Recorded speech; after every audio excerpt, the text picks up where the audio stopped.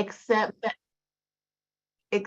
that a speaker is using a translator, they shall be allowed up to 6 minutes.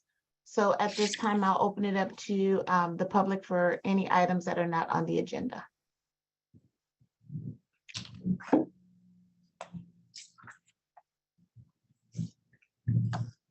Okay, I don't see any hands. Just some friendly reminders. All lines will be muted once the meeting has begun. And when you're connected to a computer, click on the microphone icon, and when connected to a telephone, press *6. Would you like to address, or would you like me to address the first action item? Please, Tom, thank you. Okay, the first and only action item is the approval of the minutes from the July 20th, 2023 PSC meeting. And as I mentioned earlier, the action item is covered by item 11.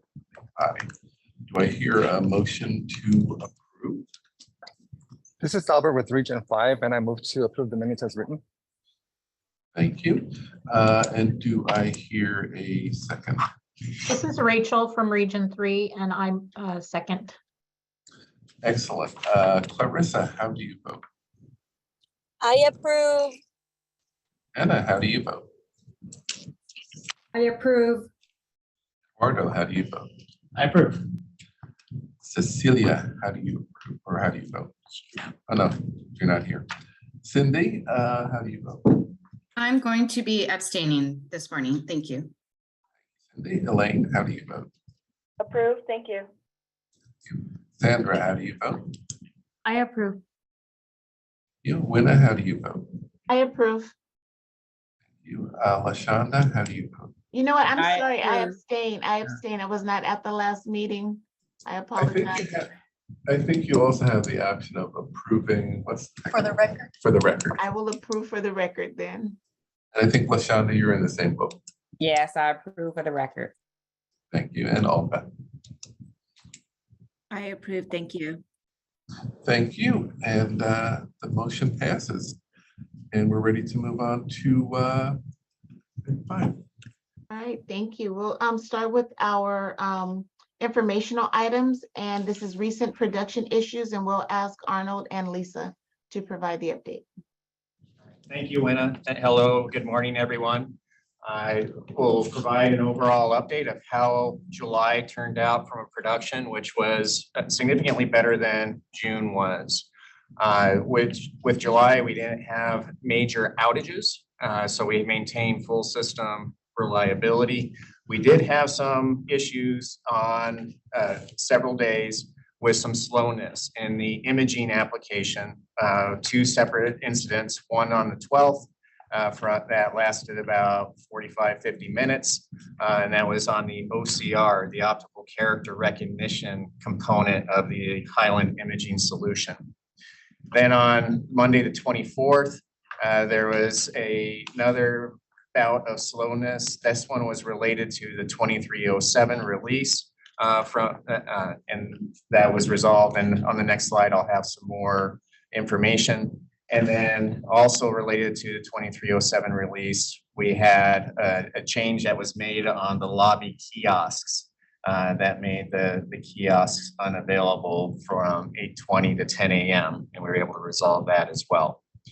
Then on the 31st, we did encounter a delay in our batch processing. Onlines were available on schedule, so full productivity was there, but that batch delay did cause a slight delay in production of a subset of reports. If we move on to our next page, these are more of the details around those 4 incidents that I just talked through at a high level. Regarding the July 12th, that was one server out of a bank of multiple servers encountered an issue, and that caused that slowdown. So it was periodic in nature, and then created a backlog that once that server was restarted, and the backlog was able to process. On the lobbying management, again, as I had referred back, this was a change made to the lobby software for the 2307 release. The core CalSAWS functionality was clean. The lobby missed an integration test condition that caused that issue. And so we ultimately ended up rolling that change, which restored our service.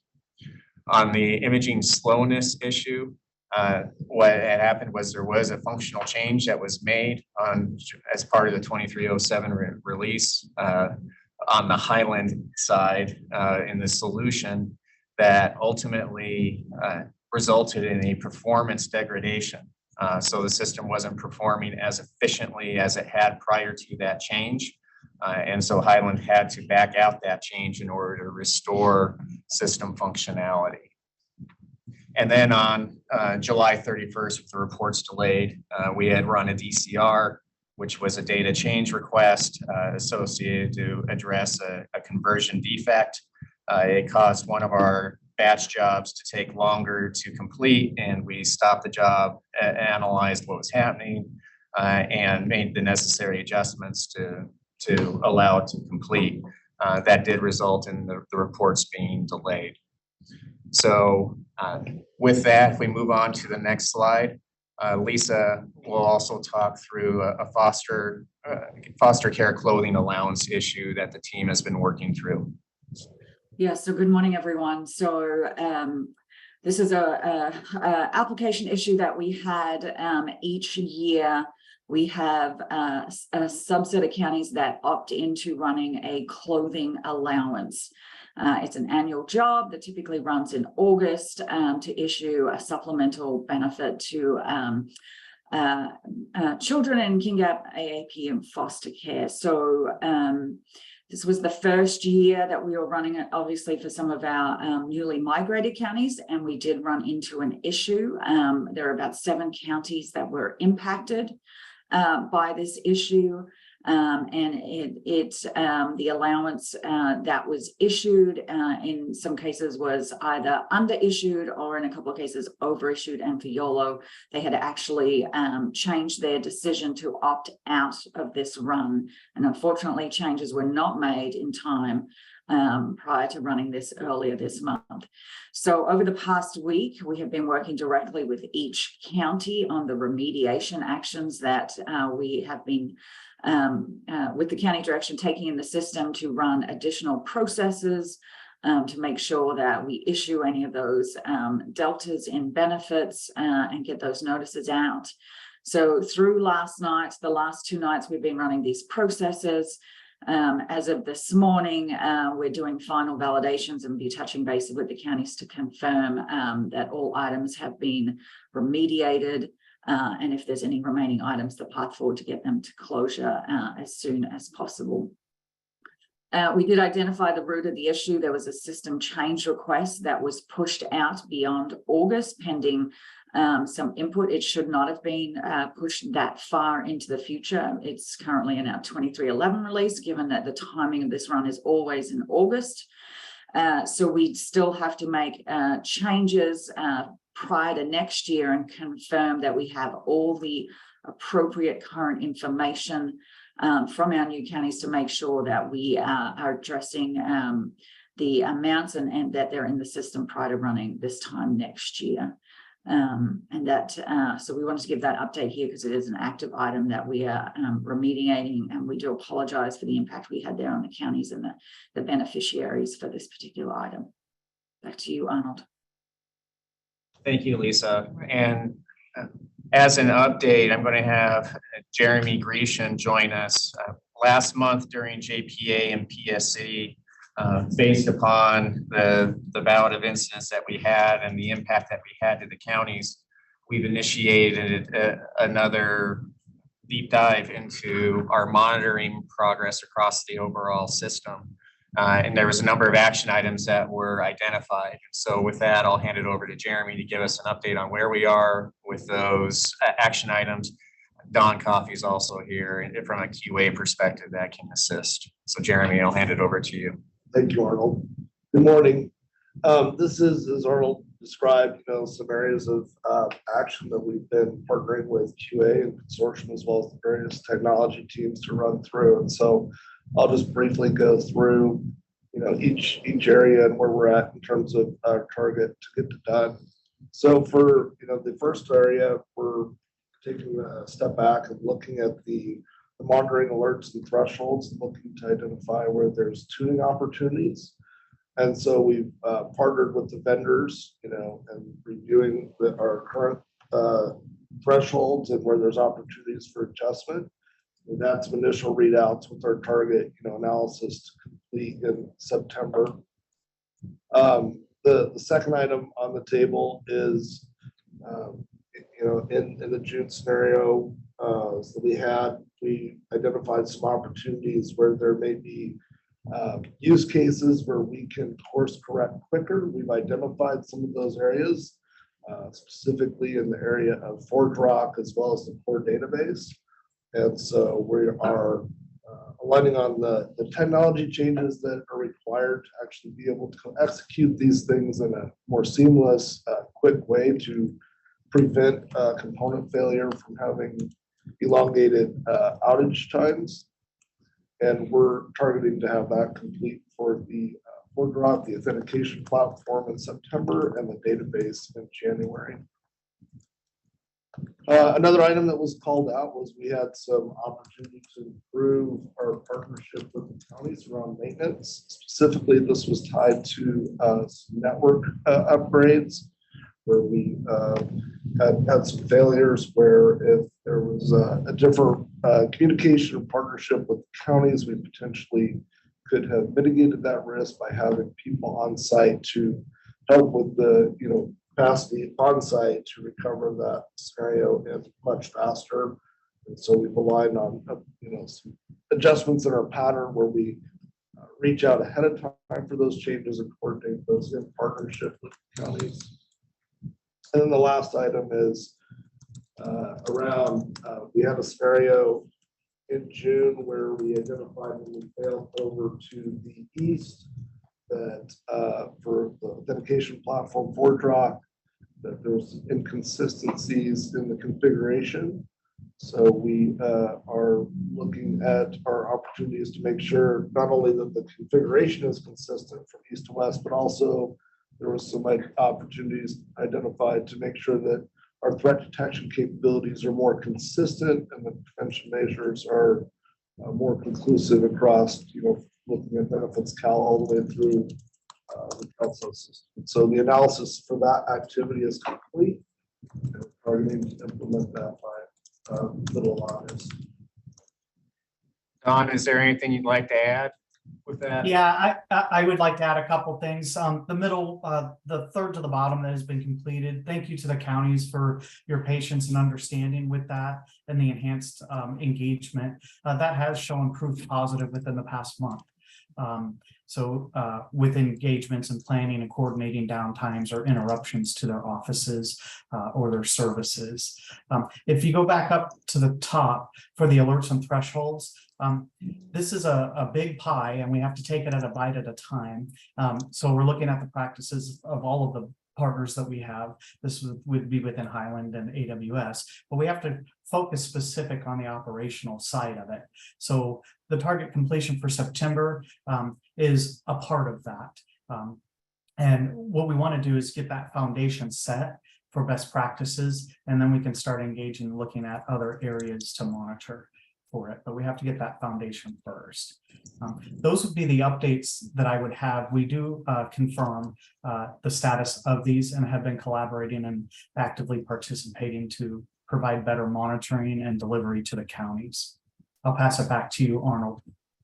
There's no. Thank you, Don. With that, Winna, that brings us to the conclusion of this section. We can hand it back to you for questions. Thank you. Are there any questions from the PSC?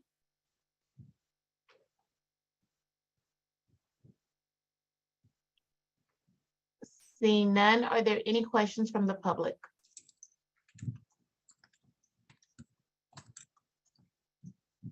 All right, I don't see any hands. We'll go ahead and move on to our future wave readiness updates. Thank you, Wenna, and good morning, everyone. Very excited to share with you the progress as we have moved and transitioned into wave 5 and 6 readiness. Overall, from an update perspective since the last time that we met in July, wave 5, you'll see that there are a lot more blue indicating that all of those activities have been complete. So a couple of quick updates to highlight for everyone this morning. All of the interface partner testing, both on the county development, the county test, as well as the state testing activities are now complete. Process simulation and the configuration efforts have also been complete at this time. As everyone knows, county prep has started. Actually, that began on July 17th. This week, we are actually wrapping up week 5 of county prep activities. And do want to give a kudos to all of the wave 5 counties, their PPOCs, as they are ahead of the schedule, if you will, for completing the activities, as well as the logins for the county staff. The other note, the other update is that the help desk activities are also now complete. There was a refresher training earlier this month for their delegated admins that is now complete. For wave 6, overall, there's more activities that have begun since the last time that we spoke. Highlighting just a few, you'll notice that imaging readiness for application readiness area for wave 6 is still amber. This is a result of risk 264, and Arnold will touch on that in a little bit more. The state interface partner testing has been complete, and the county interface partner testing continues. That will be ongoing for a few more weeks. But at this point, everything continues to move forward and is on schedule. For conversion activities, a couple of highlights, both the mock cutovers and the cutover window has now transitioned from not started into in progress and on schedule. Lastly, for training, instructor-led training for the wave 6 counties has begun. And so we'll continue to provide that updated status for the wave 6 counties going forward. For implementation, one thing to note is that for the county, or excuse me, on the project side, county prep activities have begun. County prep with the counties won't start until September 18, but the planning of those activities and the communications have been distributed. For both wave 5 and 6, the county ad hoc reports continue to be amber, and the project is working with all of the counties. That is pertaining to risk 269, which has to do with refactoring of their reports and the timeline to be able to refactor and test in advance of each of the counties go live. Transitioning to the next slide, specifically on the county readiness side, you'll see for wave 5, their integration and their technical readiness areas are now complete. For wave 5 counties, the other items across application, conversion, training, organizational, and implementation continue as planned and on schedule. For wave 5, just as a quick note for those counties and this meeting, we have our CalSAWS Green Light event, which is scheduled on August 30th. For wave 6, the technical work stream and those activities for Sacramento and San Luis Obispo is complete. San Francisco will be complete later this week. The amber for application, again, is in result of risk 264, and we'll touch on that in a little bit. But really, this is just about working with the imaging team to make sure that they have a cutover plan for any of their outstanding images over the cutover weekend. And with that, I will go ahead and I believe, Arnold, I'm turning it over to you and Leslie to talk about that 5B cutover schedule. That's right. Leslie will go ahead and let you cover the conversion schedules. All right, good morning, everyone. So we sent out a CIT to let the counties know, CIT 252-23, of what the cutover window looks like. So for 5B, wave 5 coming into CalSAWS, we will bring the system, CalWIN, down on Thursday, 8/31 at the close of their business at 6 p.m. They will then deliver CalWIN will deliver the data over to CalSAWS. CalSAWS will go down Friday, 9/1 at 8 p.m. close of business.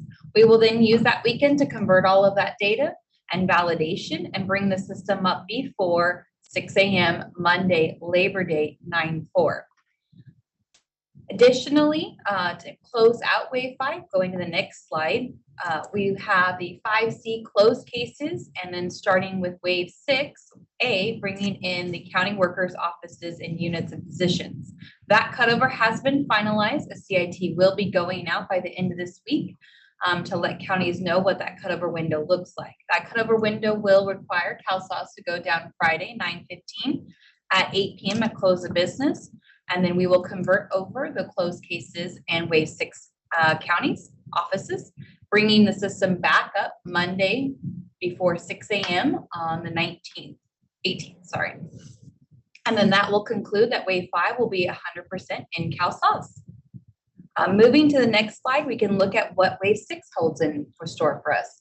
So for wave 6, we've just completed our mock activities for A, B, and C cutover. We're compiling all of that timing in order to set the final cutover windows. We will be sending out that information to the counties by the end of this month. Everything is looking good, that we will be within our window of meeting that 84-hour window. Hand it over to Arnold to go through the rest of the risks. All right, thank you, Leslie. And we'll start off on the project risks on risk 262. Rachel, are you going to cover that? I am. Thanks, Arnold. So for 262, we have for wave 5, one county that we are currently working with that has triggered this to be I'll say an amber status, or rather maintained it in an amber status, and working with the county to complete their communication plan relative to the go live for information that would be accessed by the public. So that is what's keeping wave 5 right now at an amber status. The other counties are in green. Wave 6, we're in a green status for 262. Arnold, 264? Yes, thank you. And that's 264 is in regards to Cowan County Waves may not complete their imaging migration readiness activities by their designated go live dates. For wave 5, all 3 counties are on track, and so that is a low risk. For wave 6, we have a watch item for Sacramento County around what's called the Delta process, which is the images that are coming in after their bulk imports are complete, which the bulk imports are complete already.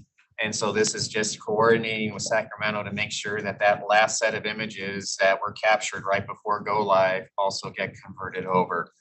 So we are expecting to have an update by early September from Sacramento. Right now, all indications are it's trending towards green.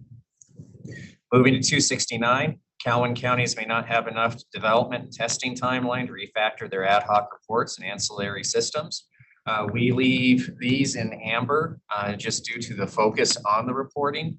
As Catherine talked about for wave 5, we are on track for those ad hoc reports and the ancillary systems. So this is trending towards green, and same thing for wave 6.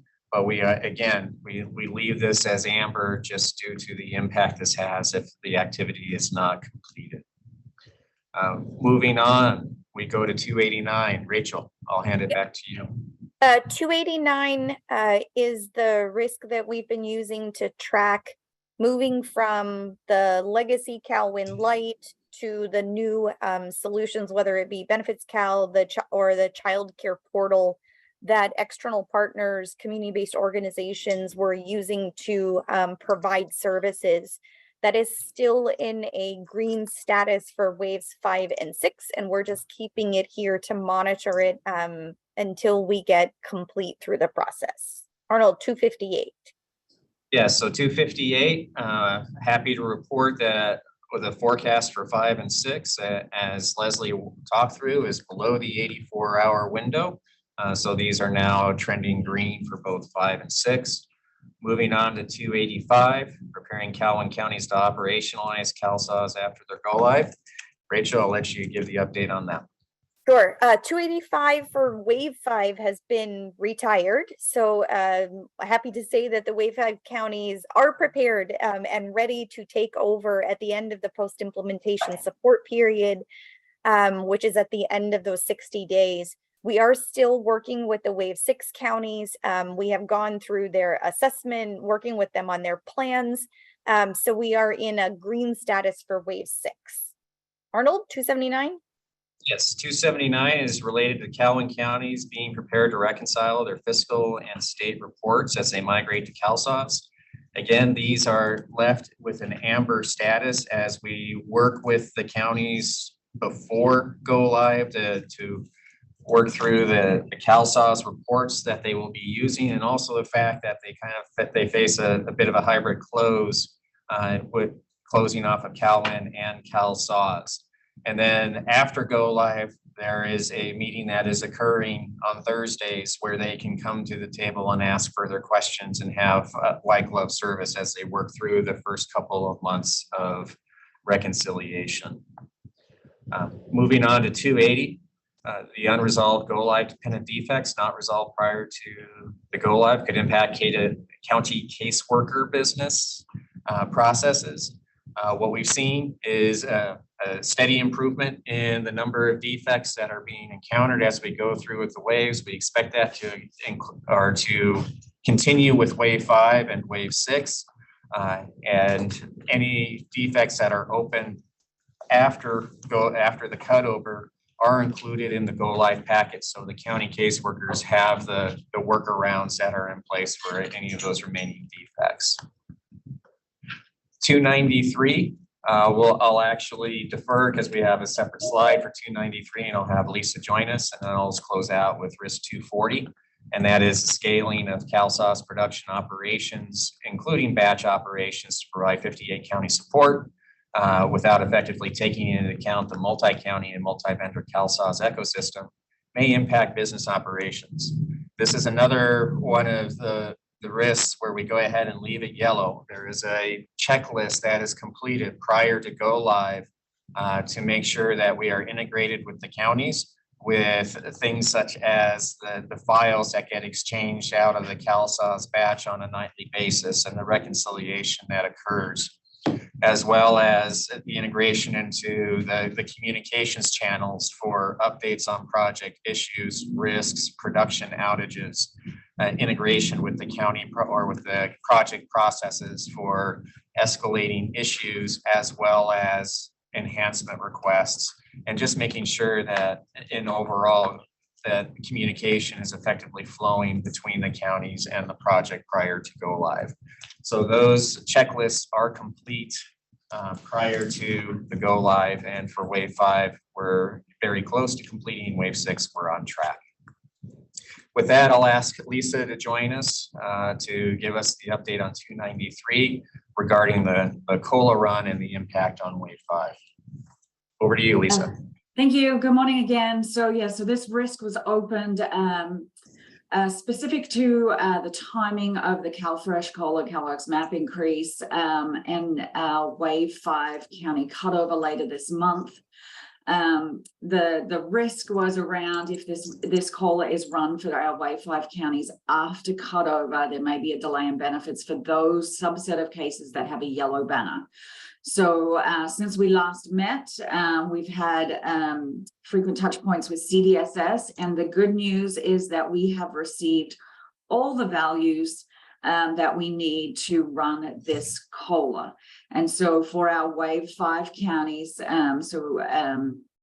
both systems have been working through development activities, and this weekend in Calhoun, the Calhoun team is gearing up to run this COLA for all the wave 5 and wave 6 counties this weekend. I believe that the CITs went out earlier this week to alert the counties that the plan is to run this weekend. From a council's perspective, we have we're planning to put the values into the system tonight. And again, the goal there is to have the latest values in both systems, have the EDBC run in Calhoun, so that when we cut over and run benefit match, all the new values are being considered. From a production counties perspective, we are running this COLA starting next weekend for our 52 production counties. It's going to run over a multi-day effort, and this was communicated in CIT yesterday around the batch memorandum that we sent for all the major COLAs. I did note that the ACLs have yet to be published. Final ACLs that we typically receive from CDSS, they will be forthcoming. However, we do have in writing that we are approved to move forward with the values as received from FNS, as well as from CDSS and the CalWorks branch for the CalWorks map increase. And that is the update. We will keep this open as we run through this weekend, and when we meet at our next risk management meeting, we will look to retire this item as we move forward. Thank you, Dina, for putting the CIT numbers in the chat. I just saw that. Thank you. Back to you, Winner. Thank you all. Are there any questions from the PSC? The only question I have, this is Sandra Bolin, just for wave 6, have volunteers been requested yet to go help out the counties?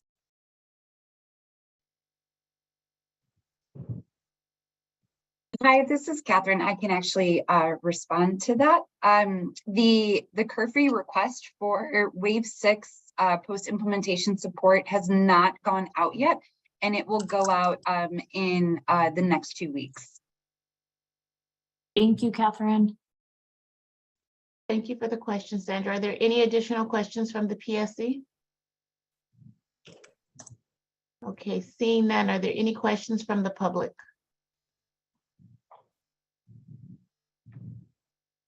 Ruben, I see your hand.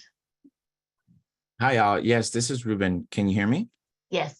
Oh, beautiful. Thank you all so much for these updates and timeline mapping. My name is Ruben. I use he, they pronouns.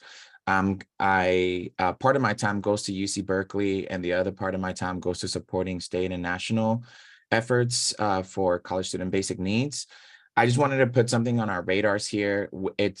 Yesterday was the first day of our academic year for our semester campuses. And we've been having conversations throughout the summer to prepare for peak season for college students applying for social services, which is the month of August, September, and October. And as we were meeting with our liaisons at our county levels for this next wave, as we're getting prepared for the September activity, we heard that there were some concerns from the enrollment teams, the eligibility workers, in terms of training, time to train, access to the test site, to the extent that they asked us for grace and to pause some of the planned outreach and application assistant events that we had, because as we discussed right now, the system shutting off, them confirming with us that during that time that they're going to have to process paper applications if and when those are submitted, and the lack of training that folks have for paper applications. And if we could better negotiate our outreach calendar so that it's on the other side of the launch. So as you can imagine, folks are very concerned because this is part of the work plan and it's peak season for us. So I just want to put that on our radars as some of the things that we're hearing from our campuses as we're kicking off the year.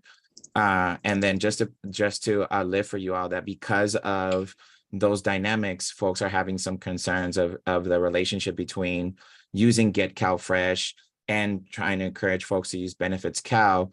And it seems like right now what we're going to have to do is use Get Cal Fresh for the application, but then also support students creating a profile with Benefits Cal.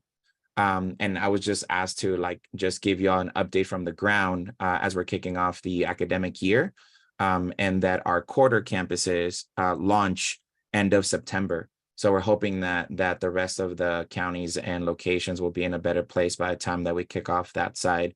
But I thought that was pretty timely just to put that on our radars and just to make sure that everybody knew what's going on the college student side and the higher ed side as part of this larger effort. Thank you, Ruben. And if there's no one that is, thank you for bringing that to our attention. I'm sure we are taking notes on that and we can provide an update, or if there's additional support that needs to be provided, we can work on that on the back end. So thank you. Any additional questions from the public? When I will also take the action item, it's okay with Ruben to reach out to him to get specifics so we can address the specific counties or issues or training and shore it out. Thank Is that you. okay, Ruben? Yeah, absolutely. Happy to work with y'all. I was gonna reach out to y'all via email, but I thought it was also good to just vocalize it here. I think folks just want to make sure that they get better support, direct support for the eligibility workers to navigate the times ahead. And then on our side, how do we also adjust on the higher ed side those outreach requests and application assistance support so that we better align that without turning our college students away from applying during a time that usually gets, pitched or branded or communicated as peak season for them to do that. And Ruben, one thing I'll also add is we could probably, as part of that follow-up conversation, have a little bit of a discussion about Get Cal Fresh versus Benefits Cal and really what the differences would be. I think that's probably going to be a good follow-up for us too, as part of that discussion. Yeah, let's do it, y'all. Please reach out. Let me know what times are happening. As y'all can imagine, I'm holding the semester in the quarter campuses, and it's a lot. So I just told them, like, let me pause, let me reach out to folks. Let's put a plan together, and then we can go from there. I think there's just a lot of energy. You got like the university band playing, mascots flying all over the place, and then eligibility workers asking for help. So it's fascinating times over here. With the multiverse is all coming together, if you will. Thank you, Ruben, and thank you all for responding. All right, if there are no other questions from the public, we'll go ahead and we'll move on to our next item, the release and policy update communication. Good morning, Winner. So we are going to kick it off. We just talked about the COLA as part of the risk 293. So we're actually going to kick this off talking about the continuous coverage unwinding. Teresa, are you out there? I think I saw you earlier. I am. Good morning, everybody. Just some quick updates on some of the things happening around the continuous coverage unwinding. The first thing I want to share with folks is that, as DHCS continues to work through the federal guidance that's coming from CMS, obviously there is a focus on continued coverage and looking for opportunities to make the renewal process more streamlined for our Medi-Cal members, and hopefully that helps with streamlining the renewal process for the eligibility workers as well. And so as these opportunities are becoming available, DHCS is evaluating the feasibility of them. One of the additional requests that DHCS just put in under the 1902 E14A waiver is for Medi-Cal members with stable income to be able to be renewed automatically without any additional information or renewal needed. So some examples of this is particularly around our non-Magi population, Medi-Cal members that only have Social Security information, permanent workman's comp, annuities, income that typically does not change from year to year, would not have to complete any additional renewal paperwork and would be able to be renewed automatically and advance to the next year. This is still pending CMS approval, and we are currently engaged with CalSAWS to see if there is any support from an automated perspective that we might be able to implement in order to make this an even more beneficial waiver for our county eligibility workers. We also recently released a new interactive Medi-Cal continuous coverage unwinding dashboard, which is hyperlinked in this particular PowerPoint. And this includes all of the same data that we have been sharing since June around the unwinding, but it provides an even bigger global look at what's happening with our renewal and application processing that includes demographic and geographic breakdowns. This can be sortable by county. And so as folks out there working in the community to help ensure people continue with coverage. They can really see what's happening at that local level. The data dashboard will be published monthly until July 2024. We're going to be actually providing a brief overview of this dashboard if you weren't able to attend our targeted session during our Keep Your Community Covered webinar series. It's going to be happening next week on Thursday, August 24th at 11 o'clock. This is something that DHCS has been actively presenting to both media, our counties, as well as our community partners. And so if this is something that you're unfamiliar with, highly encourage you to attend this session to learn a little bit more. And then lastly, I know folks have been tracking very, very closely the ineligible system issue that was identified in CalHERS. SAWS, DHCS, and CWDA have been working extremely closely with CalHERS to develop a solution for this particular system issue. Just as a reminder, what was happening with these cases is it was looking at cases that had not been processed during the public health emergency, and instead of seeing them as continuing existing Medi-Cal members, it was treating the eligibility determination as a new applicant. And so we were receiving results of ineligible when someone was no longer income eligible for the Medi-Cal program. The fix did go into place, and we have been watching it very, very carefully and have been making, addressing defects immediately as they come up, as well as looking for opportunities to enhance the system fix even further to mitigate any sort of manual processing that's having to happen on both the county side as well as the Covered California side. We provided detailed instructions to our counties on August 8th through the county support call. We also made sure to send out that reference guide to our counties through both the SFTP folders for the counties as well as distribution through CWDA. Those are the latest items on the unwinding. So Lisa, I'll turn it back over to you. Thanks, Teresa. So some other highlights specific around reporting. As Teresa mentioned with the dashboard that's published, there is a lot of discussions going on with SAWS, CWDA, DHCS, and the counties around some of the monthly data feeds that we provide. They're called SURFRAs. It's draft information that we develop and provide and we put out for the county review. So we did have a couple of calls back in July to walk through these data requests, the output, how that output's put together, the SQL. So we had a more technical session on 7/26. Counties, continue to ask some questions and clarifications, and so we do keep track of that and respond accordingly. These items we do continue to work through as well. Just this week we had a call and we're making some refinements, and as those queries change, we note that so the counties understand how the data may be modified the next time we pull it. We also had a couple of guides that we have put out around some of the system reports in CalSAWS and more information on these data requests, as well as there's reporting information in the fact sheet we put out a couple months ago around the discontinuance processes. Another area that we're working through, and this really impacts our waves 3 through 6 migrating counties. There are some, just some differences across the source systems. And so as we've been working through the unwinding and specific to where a renewal process is starting in CalWin, and then cases are cutover events occur mid-renewal cycle.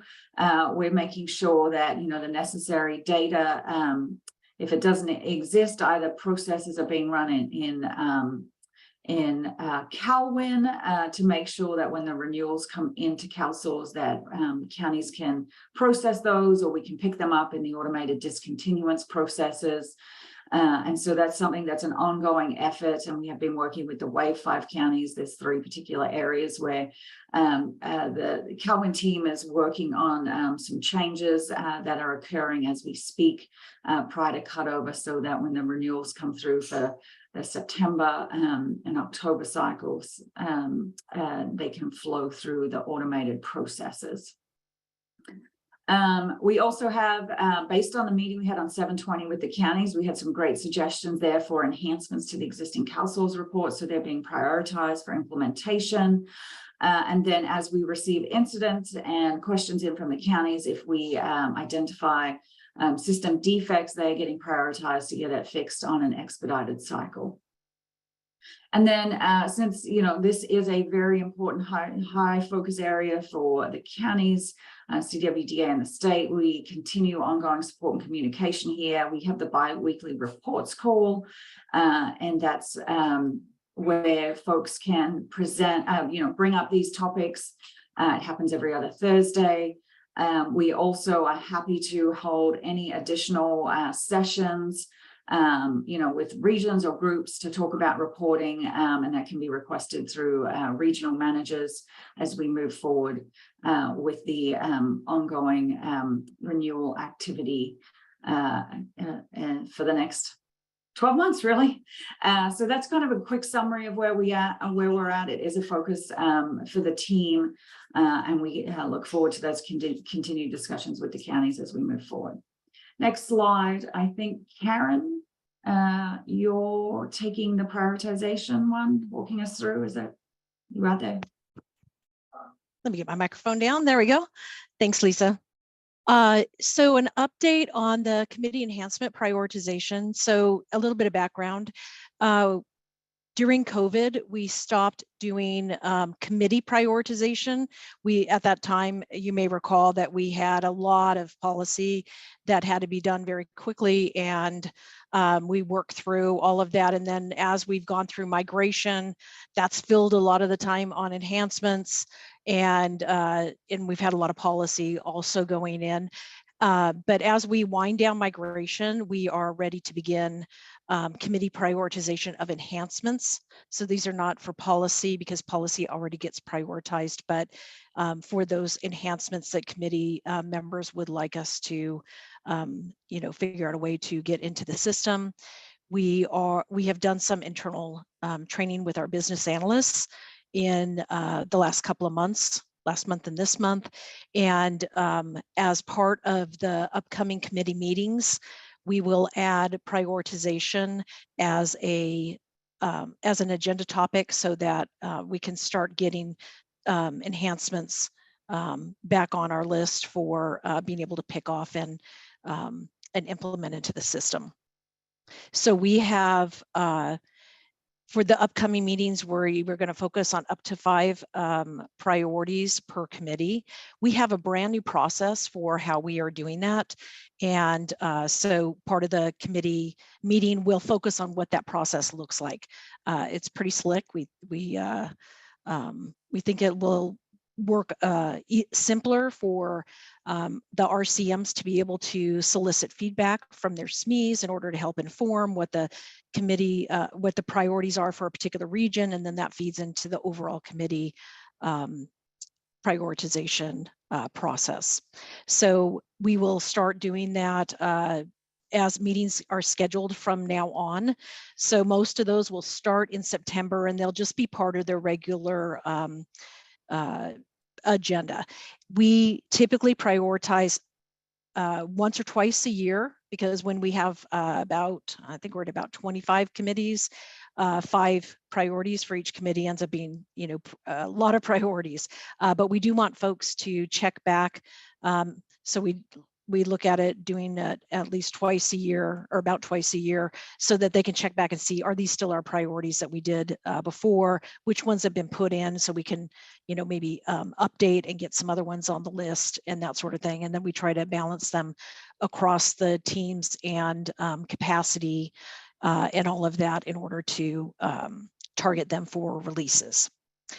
Just to note that this process doesn't affect Benefits Cal enhancements, as they use the collaboration model for prioritizing those enhancements there. So we wouldn't want to, prioritize them twice, because that takes place over there. The ones that affect CalSAWS will go hand in hand with the ones that are done over at the collaboration meeting. So that's a quick update on the committee enhancement prioritization process. And I'll hand over to Michelle, I believe, for her follow-up. That is correct. Thank you. Hello, everyone. Michelle Peterson here. So today I want to introduce some policy efforts that we have coming up that are going to be fairly large policy efforts.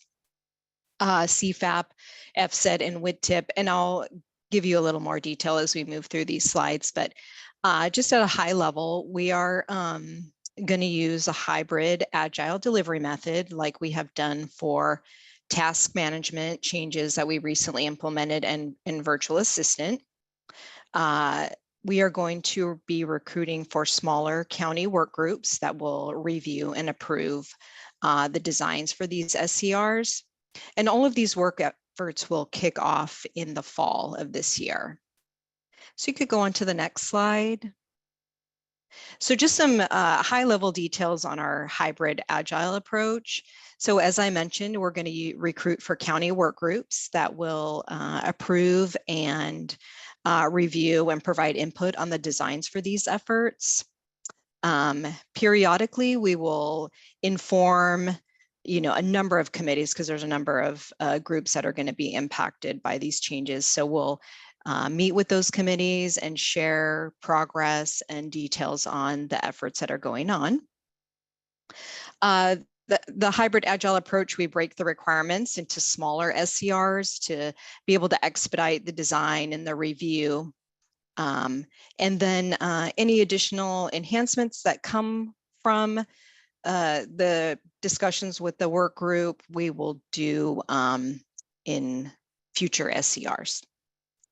So on to the next slide, where this will give some more details on each specific effort. So CFAP, this is California's food assistance program.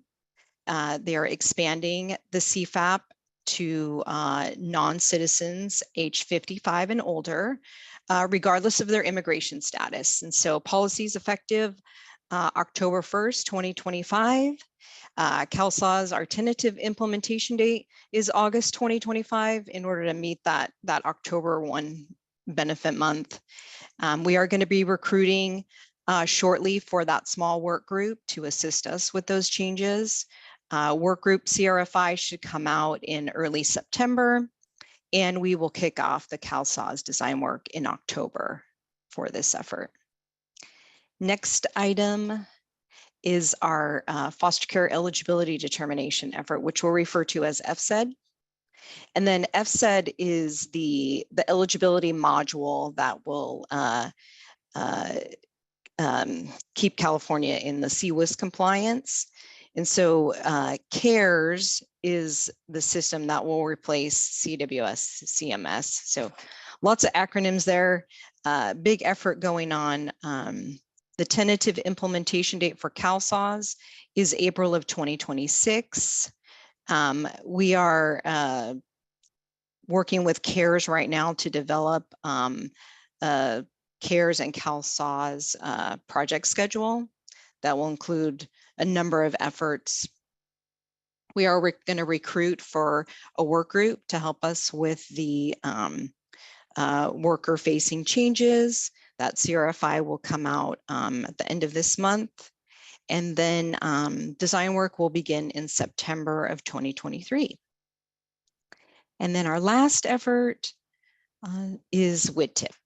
So WITTIP has lived a good life, and it is going to be retired here in the future. And so we're going to move all that data into CalSAWS. So we have a tentative implementation date of April 2025, and we are working with OTSI, CDSS, CWDA, and EDD to define all the requirements for that effort. We are going to recruit a work group for that work. And then we have a CRFI for that work group that will come out in December of 2023.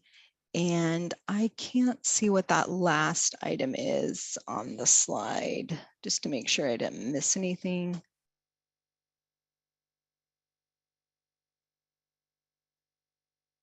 Just the last item I can't see. Oh, our design work will begin in January of 24. So that's what I wanted to share. Lots more information will be coming on these efforts. So I will pass it over to owner now. Thank you, Michelle. Good morning, everyone. For the benefits card release highlights perspective, on this slide, what we see is the high-level overview of the key milestones, including the collaboration model meetings we have, the Calvin waves, and the upcoming monthly releases from now on through the end of this calendar year. And for the monthly releases, since our last PSC meeting, July release 2307, deployed to production on July 27, and August release 2308 is on track and scheduled for later this month for deployment standpoint. In terms of the collaboration model, the last quarterly meeting is coming up soon. The next quarterly meeting is coming up soon and scheduled for September 22nd, next month.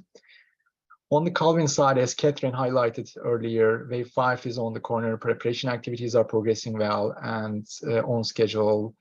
And we are looking forward to welcome the new Wave 5 counties integrated soon.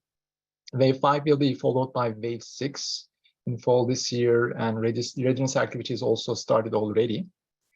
As we look forward, communication and the marketing campaign phase 2 is currently that we are actively working on. Also, there's a series of design activities are going on, including the SSA and the time clocks enhancements that we are currently that are currently in progress.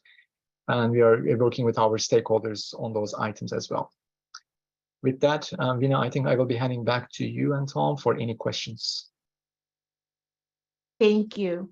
Are there any questions from the PSC? Hi, Winna, Sandra here again.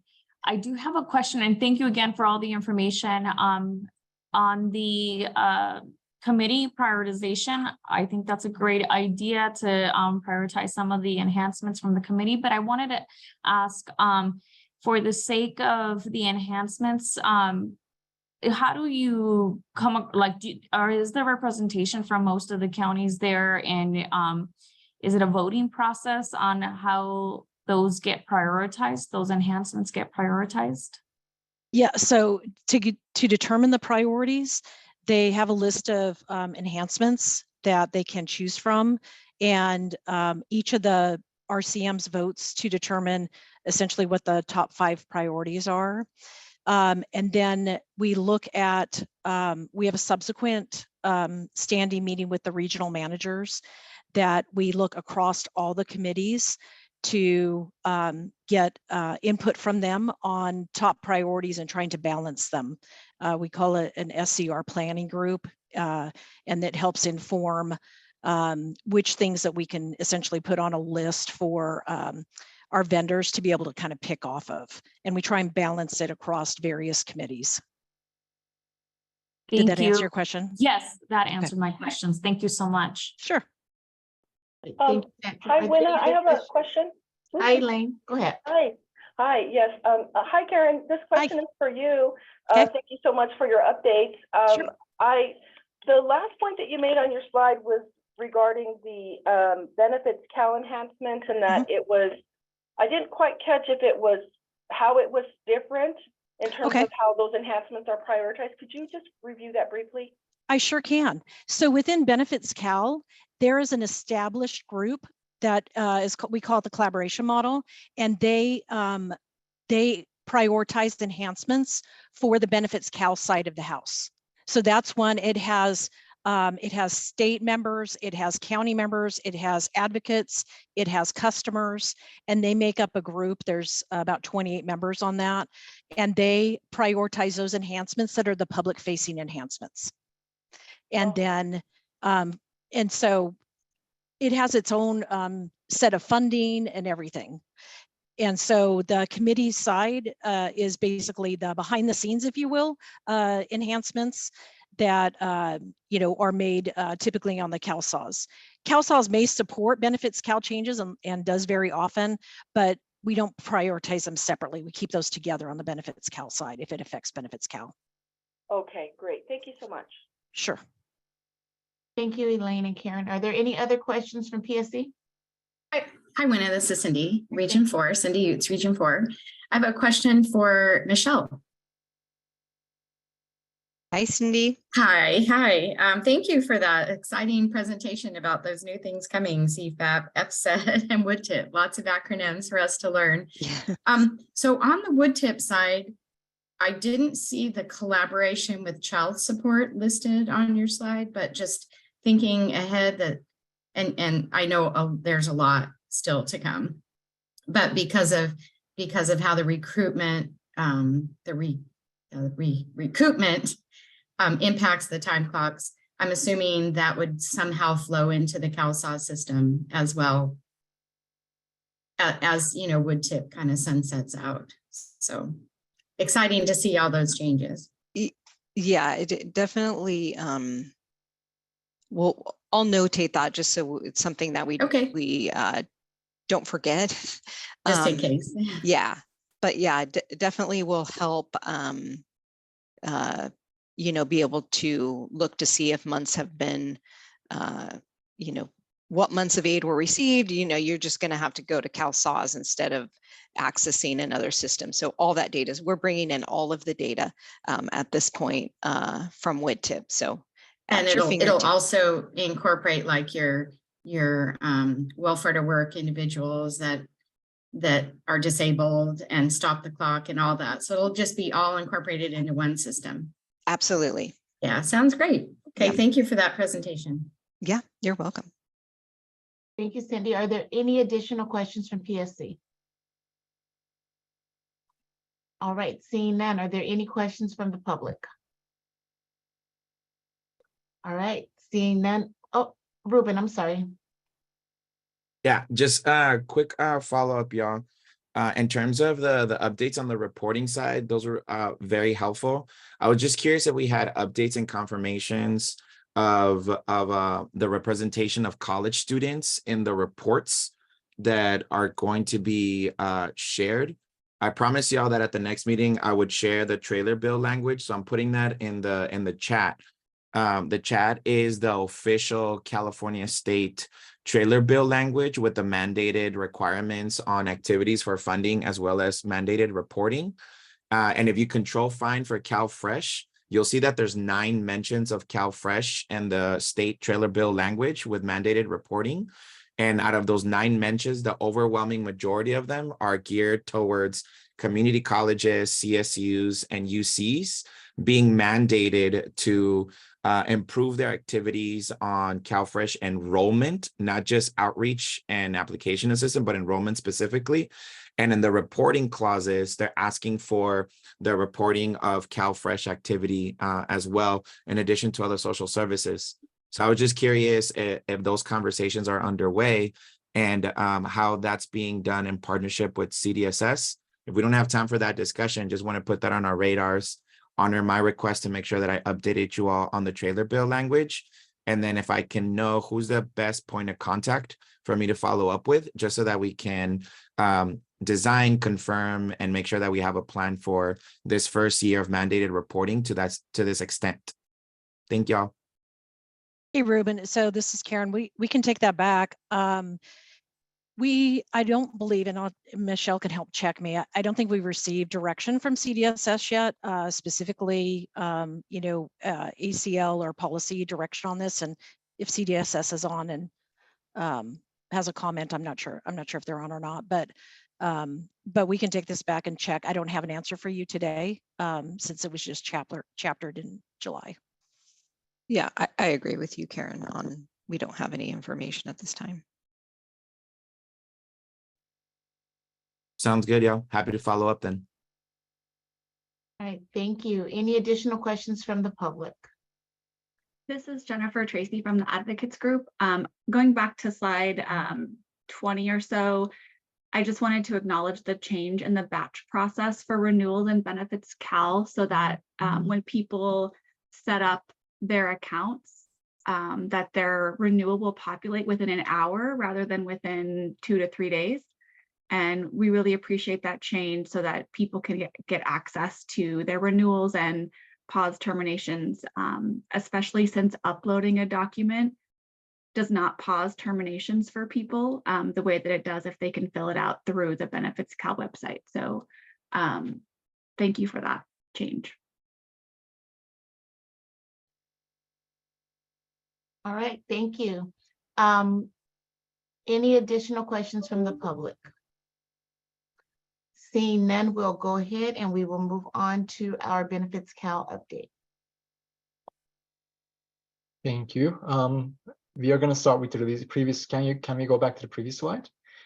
Yeah, with the first slide, I will be working with Lynn to provide an update on where we are with the release of information. Lynn, I will be handing back to you on this. Good morning, everyone. Yeah, this is Lynn Bridwell. This is just actually a very quick verbal update. We had our first kickoff meeting this week. It was actually just Monday morning. The purpose was to introduce the members and to do a review of the agenda topics that will be coming up shortly. We have gathered a list of agenda topics for future meetings. They were broken into 3 general categories that I've touched on before in an update as far as policy, some processes, and then automation. We will be working on that. Our next meeting is scheduled for September 11th. I anticipate it being more of a working session. Monday had shared materials and all of our work group members have some homework to do. We'll be compiling that information as far as comments and responses to all the agenda items on that piece. And we will meet, like I said, September 11th, and then anticipating a quick follow-up meeting after that. We've already scheduled another meeting for September 18th. So this is provide you with the update that we're up and running and starting to work through the items. Thanks you. Thanks, Lynn. Following the ROI, the second topic we would like to highlight this morning is about the collaboration model and the UCD activities update. If you can move on to the next slide, please. As Karen highlighted earlier, the collaboration model serves as an important stakeholder group for Benefits Cal to prioritize and identify system improvements, which are primarily affecting the customer front ends, affecting the end users. So far in the calendar year of 2023, we conducted 3 collaboration model meetings already in January, March, and June, since the meetings are quarterly. And the next one is coming up soon in September 22nd. As of end of July, there were like 10 collaboration model prioritized enhancements implemented and available in production, deployed to production in this calendar year. There's like 6 UCD research items completed for the items that are items prioritized by the collaboration model, and there are many more to come.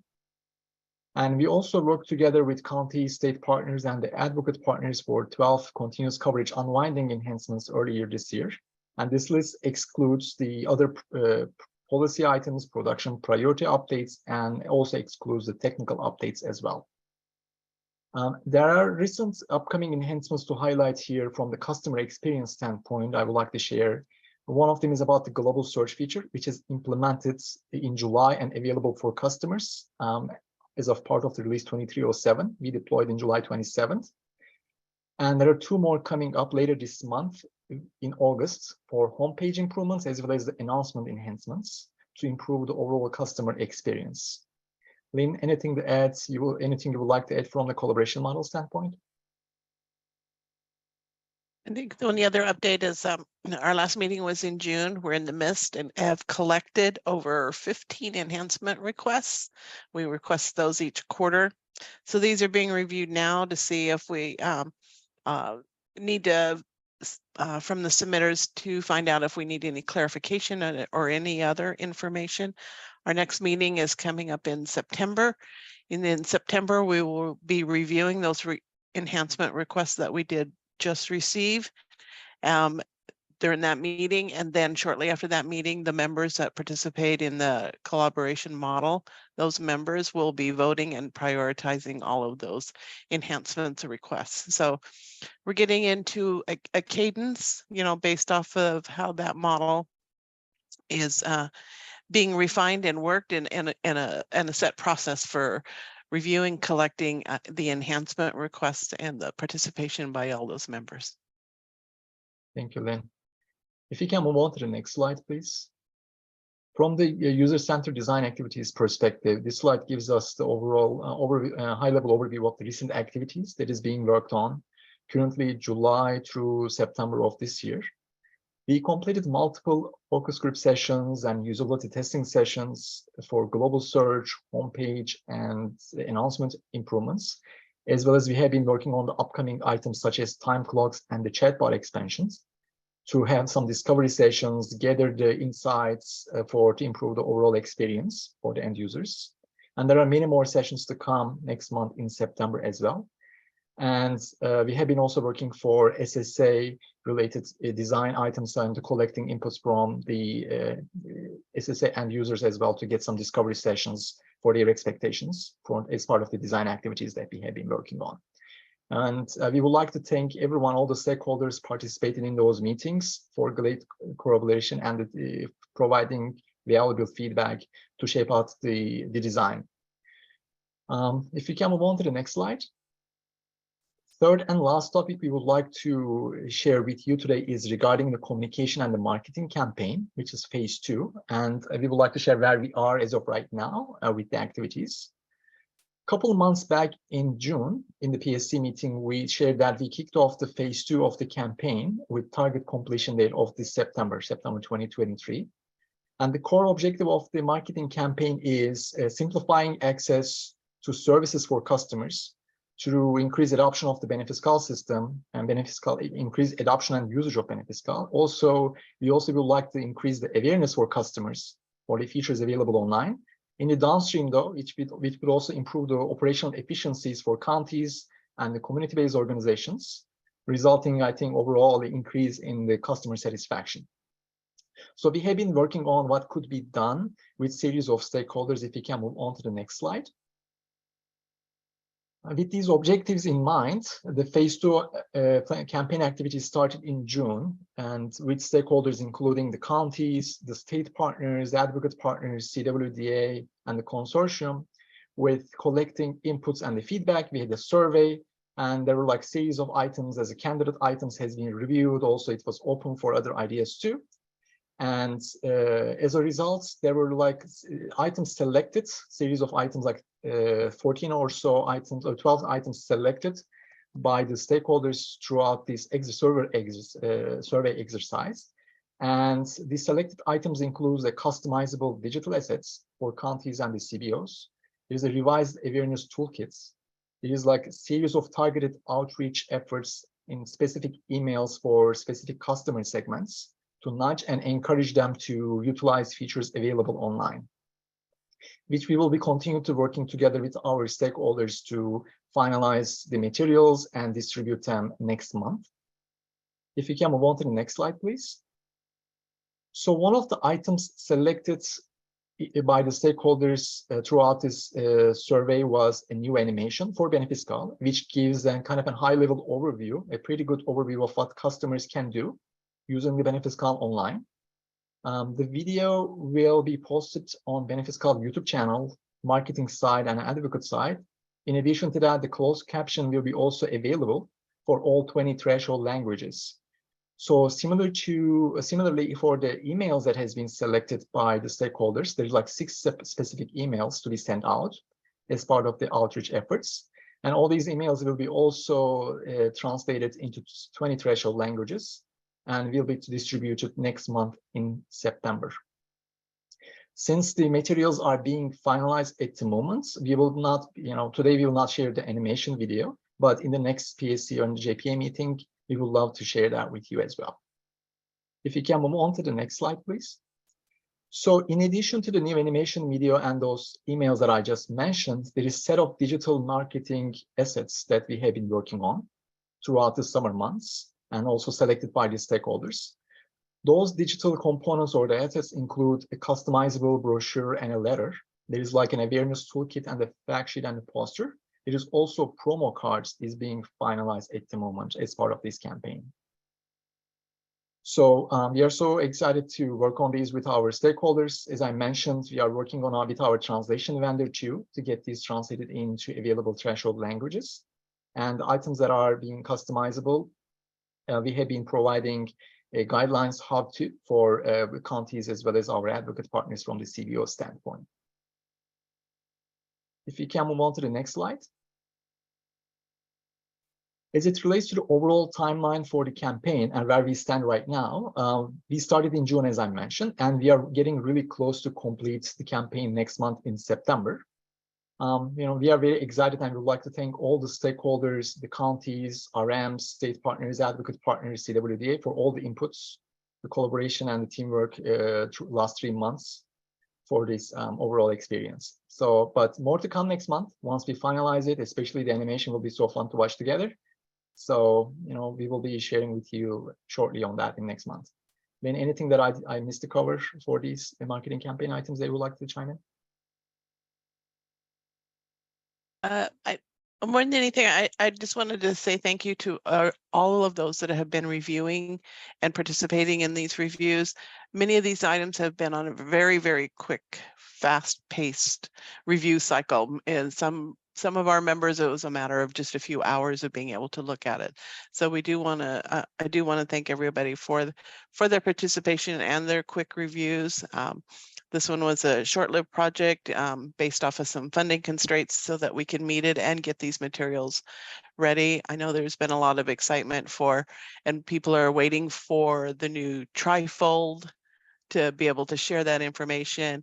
And in these instances, these marketing assets have also been able to put so that they're customizable so that people can put in like an address, and that includes whether or not a CBO agency wants to put in their address or a county wants to put in a specific address. So that adds up a little more personalization to that and a little more relevancy. So again, thank you everyone for your fast reviews and your valuable input. We've been able to accommodate many of them, not every input, but definitely been able to adjust it. And that is part of the reason why the video is in its last moments of being finalized, primarily because it needed a little bit of time extension to make it, definitely more viewable and understandable. And I believe there's something in the chat from Jen Tracy. I'll read it. Can you confirm the dates listed on the last slide have been changed so that we are not referring people to benefits cal on the migration weekend? Yes, yeah. So when it comes to the email, Jen, we received the feedback on when those emails will be distributed specifically. We don't want to confuse the customers. So we will be adjusting the actual email distribution dates. We are absolutely right.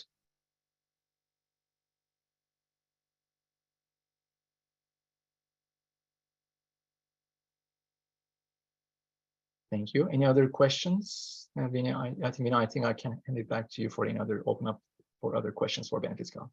Thank you, Owner. Are there any questions from the PSC? Hi, this is Sandra. Oh, go ahead, Sandra. Thanks. My question is, and I want to say great job on the marketing. It all looks really good. I wanted to ask, do we track how effective each of the marketing pieces that go out are just for the next campaign, that we put our efforts where, we don't inundate customers with things that they may not look at, but it's all really great. I just wondered if you're tracking all that information. It's a great question, Sandra. When it comes to the emails, there is a way to track it, like email click-through rates, how many customers opened up those emails and take direct action using those emails, for example, for the outreach effort standpoint. And we will be monitoring those and share with the group. We did that for the phase 1 of the campaign we completed last year, and we are going to do the same for this campaign as well. And some of the digital assets are primarily for the counties or the CBOs to improve the awareness overall. So it's kind of a subjective and may take a staggered time to see that impact. overall, because some of them is a face-to-face interaction with the customers at the county offices. But as it relates to the emails, there is a mechanism that we have been using to track the click-through rates and also monitor the statistics, how many customers has taken action with using those outreach emails that we send out. Thank you for that. Sure, thank you. Cindy, were you next? Did you have a question? Hi, this is Cindy, Region 4. And thank you for this. I'm looking forward to seeing the little animation when you get it completed. I wanted to just confirm, I think I saw somewhere that the counties will also be able to, let's say, print some of the materials. I think they're going to be posting, and so we can print them and distribute them to our customers, also maybe in our lobbies and that type of thing. That's still the plan? Correct. That is correct, Cindy. Okay, great. Oh, that's going to be great. And then one question for Lynn, if possible, on the ROI update. I'm glad that the work group is starting. I know everybody's excited about getting that. Can you just, I don't want names or anything like that, but confirm like who's part of the work group? Like, do you have good representation, counties, you know, other representatives on your work group?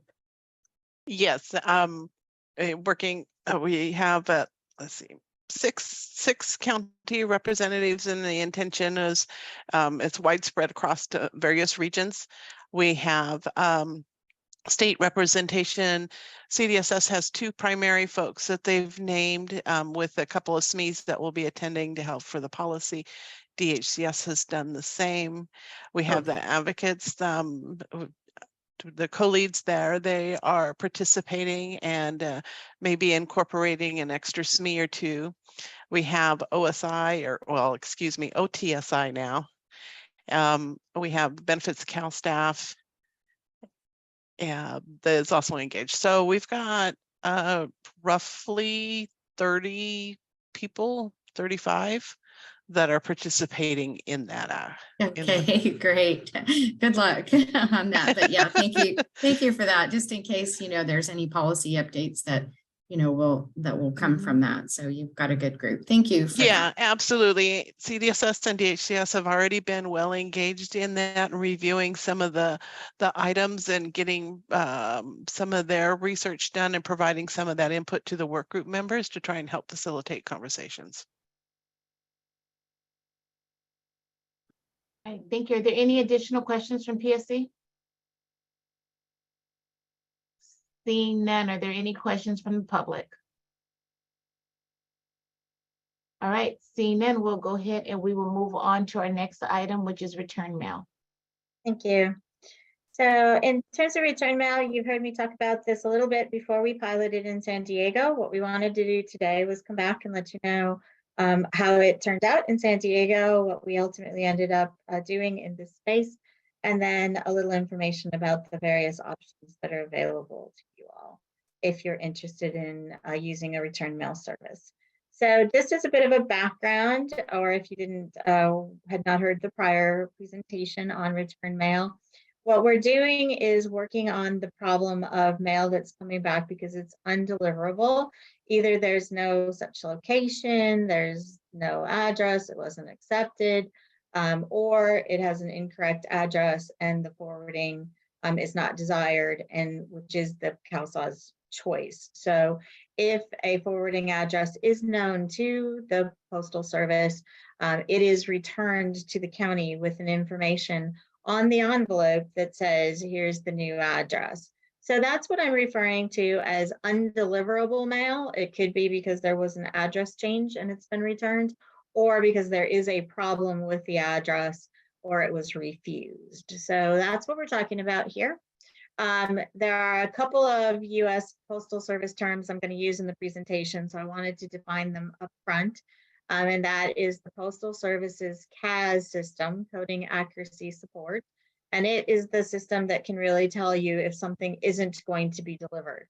If your address doesn't exist, if they don't recognize the street, if your zip code is too far off or changed too long ago and it won't be delivered, that is the system that can tell you that. It also returns back suggestions for ways that your address can be improved or should be improved to prevent undeliverable mail in the future. If, for example, a zip code changed at some point, they do stop delivering without you updating that zip code.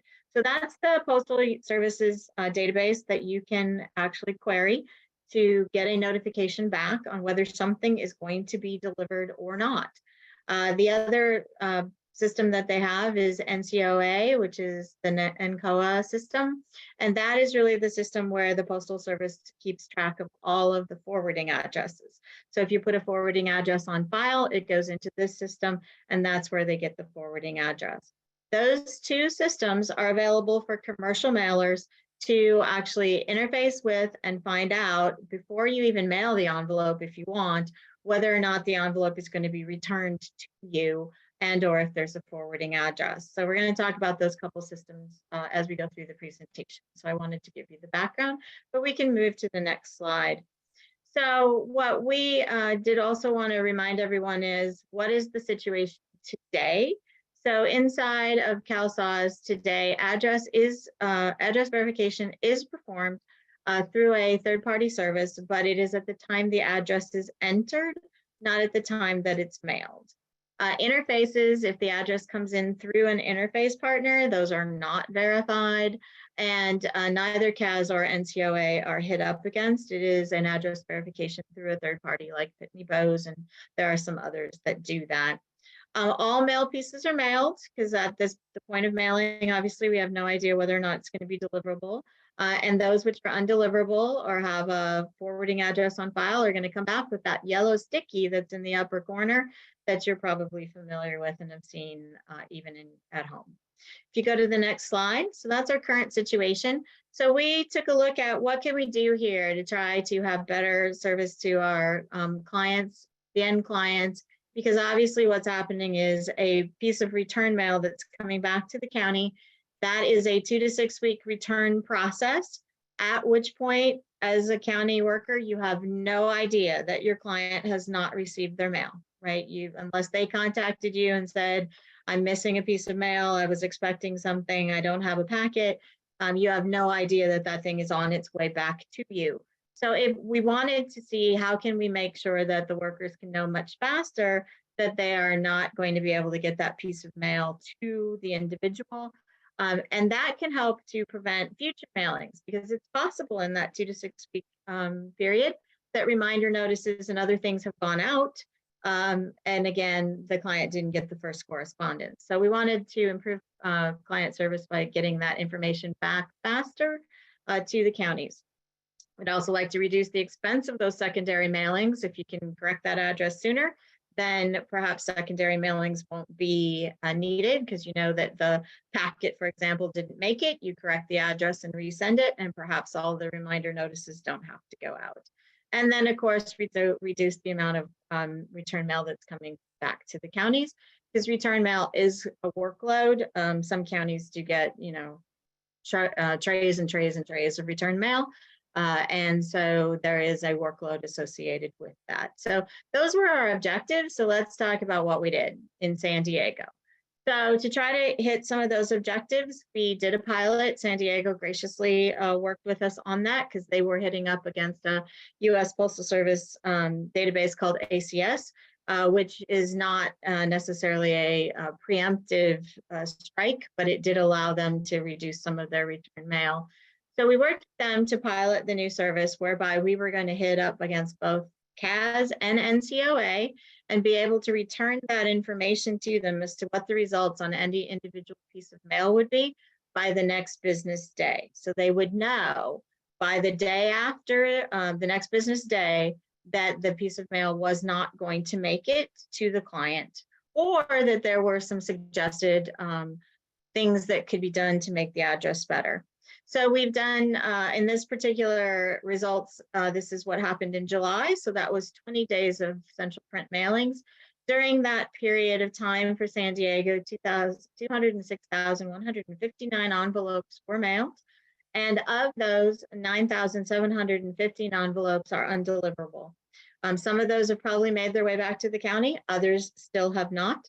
But you can see that that is basically 4.71% of the items that we mailed were coming back to the county as undeliverable, either because there's a forwarding address or there's something wrong with the address. 11,791 envelopes, 5.72 of them, percentage-wise, have something that the Postal Service would like corrected to potentially prevent an undeliverable in the future. Not all will become undeliverable, and that 11,791 went on to reach the client. But the Postal Service is basically coming back and saying, this address could be better, you could prevent errors in the future. So those were our results. 89, about 9, almost 90% made it without any issues or concerns related to the Postal Service. But we are pushing 5% on return mail, and we have just over 5% on things where the address will be improved. So that was the results. That's not bad results at all. But those are the facts. So we can move on to the next slide and talk about what can we do about that. And what did we do about that in San Diego to help improve the situation? So as I mentioned, we can process both CAS and NCOA for all the mail. So by the next business day, we can know whether or not that envelope is going to make it, or whether there's a concern by the Postal Service about the address. Based on the results of those two databases that we can hit, as I said, we know the end result. Now, if the mail is deliverable with no address concerns, that part of the pie chart there that is going to make it without any problems, obviously we just mail it and away we go, right? So next slide, let's talk about the other two slices of the pie, which are the ones we're really after trying to do something about. Return mail, the ones that are literally going to go back to the county as a physical piece of mail with a yellow sticker on it. Those will be mailed, even though we know that it's coming back. They do need to be mailed, and that is a policy guidance. And we continue to work through whether or not that policy guidance could be adjusted. But as it is today, everything will be mailed and has been mailed during the San Diego pilot. But what we did with the notification of the results when we hit those two databases is the next business day, we provided a report electronically to San Diego of all of the things that were undeliverable that day, so that they can actually go in, take a look at what was mailed, and the report lets them know what mailing date or what case. All of that information is there in terms of what went out, and they can use that to then determine, all right, I need to retrigger this piece of mail, and I need to make the correction that the Postal Service is suggesting. If it was a change of address, if it is completely undeliverable, then the county worker knows that they need to do their other procedures for whenever they don't have a proper address, because it's one of those two situations typically. But we do have all the return codes that we're returning back saying, here's why the Postal Service says it's not deliverable. There is an option also available where a task can be created within CalSAWS. San Diego has started out with the report. But they will be probably sometime in September, if not sooner, adding in the task option so that they can have a task go directly to the worker on the undeliverable mailed piece. What happens to the physical mail piece? Well, the physical mail piece went out. It's going to get returned 2 to 6 weeks later, typically. That USPS return mail, however, is identifiable from the outside of the envelope, and we have the rules as to how you can identify the envelope. So you can know that this particular one you already got on the report, and there are some rules when you look at the envelope as to how to identify that. And that physical mail piece can be destroyed. It does not have to be opened. You've already gotten the official US Postal Service result, and you hopefully have already worked the problem. And so the physical mail piece is really not needed at this point. That physical mail piece, as it stands today, is returned to the county, and that is what San Diego is currently doing. The physical mail piece is going back to them. However, there is an option to have the physical mail piece returned to Central Print, and Central Print will do that function of making sure that it is one of those that fits the criteria, destroying it if it does, and if it doesn't fit their criteria, returning it to the county. So that is one of the options, and San Diego intends to start that option as well. We can keep going. What happens? So that's the return mail, the part that's literally coming back. What about the ones where the Postal Service is saying, there's a concern, but we've delivered it? Those, we have that information as well. And so what we've done during the San Diego pilot is we went ahead in conjunction with San Diego and created a section of the report that provides that information so that San Diego can choose to go ahead and work those. And they also, we can create a task if they want for that address, but that's really up to the county as to which option they would like. But the report does automatically come with both return mail and address concerns on it. Next question. Or sorry, next slide. So that is what we've done in the San Diego pilot. As I mentioned the last time I talked about this, if the San Diego pilot worked out, we got all of our tweaks, we kind of moved into a process that we think could be successful. I know there are other counties who have contacted me and were very interested in the process. So if we are at the point now where we believe we have improved the report, we have the task ready to go, if there are other counties who are interested, your next step would be to contact your regional manager so they can set up a meeting with us either about the return mail options or the county purchase process. This is a county purchase.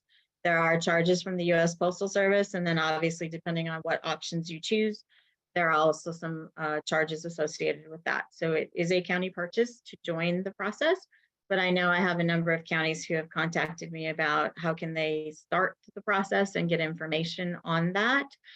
So your next steps are to contact your regional manager to set up a meeting with Central Print. And so that's the last of my slides. So I think we can take questions, Winna, if you want to call for those. All right, thank you very much. Are there any questions from the PSC? I have a question.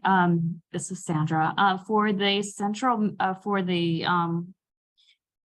the conversation that starts with the U.S. Postal Service in each county, does the project take the lead on that process, or does the county? So you don't actually have to contact the Postal Service. We've already done all the work, and the CalSAWS consortium paid for all of the effort to set up the processes and the software that was developed to allow us to do all of this. So that upfront development work is done. So you don't work with the Postal Service at all. You would work with Central Print, and we have all of this set up and ready to go. So you're effectively opting in that you want to do return mail under the county purchase process, and that's all coordinated through Central Print. Perfect. And one last question for the Central Print team. Are they able to just image the mail instead of having to send it physically to the offices? So at this point, so let me clarify in terms of if you want Central Print to receive the return mail, you can have it come back to the county and you can do whatever your process currently is. However, you have to adjust that process because you need to realize that a bunch of this stuff you already worked. You got it on a report or a task weeks ago, right? So what happens is that return mail that comes back, if it comes back to Central Print, we will know for sure that it was mailed by Central Print because that's the only way it has our return address on it, right? So it clearly went through this process because we know we mailed it. And then we can tell by the yellow sticker that's on it whether or not it was one that was already reported to you on the report. Those, you have already gotten all the information. You've gotten all the information that's on the yellow sticker. You got the information about when the mailing was, who it was to, what the case was. So there is no use to that piece of physical mail. Everything you could have gotten out of that piece of physical mail, you got electronically. However, there are going to be a few pieces of mail that come back where that yellow sticky indicates that there is a carrier initiated return. A carrier initiated return, this is more postal stuff than you want to know, but a carrier initiated return means that they believed through these two databases that they were going to be able to deliver it. So it went out to someone on a delivery route to deliver it because CAS and NCOA said that they could.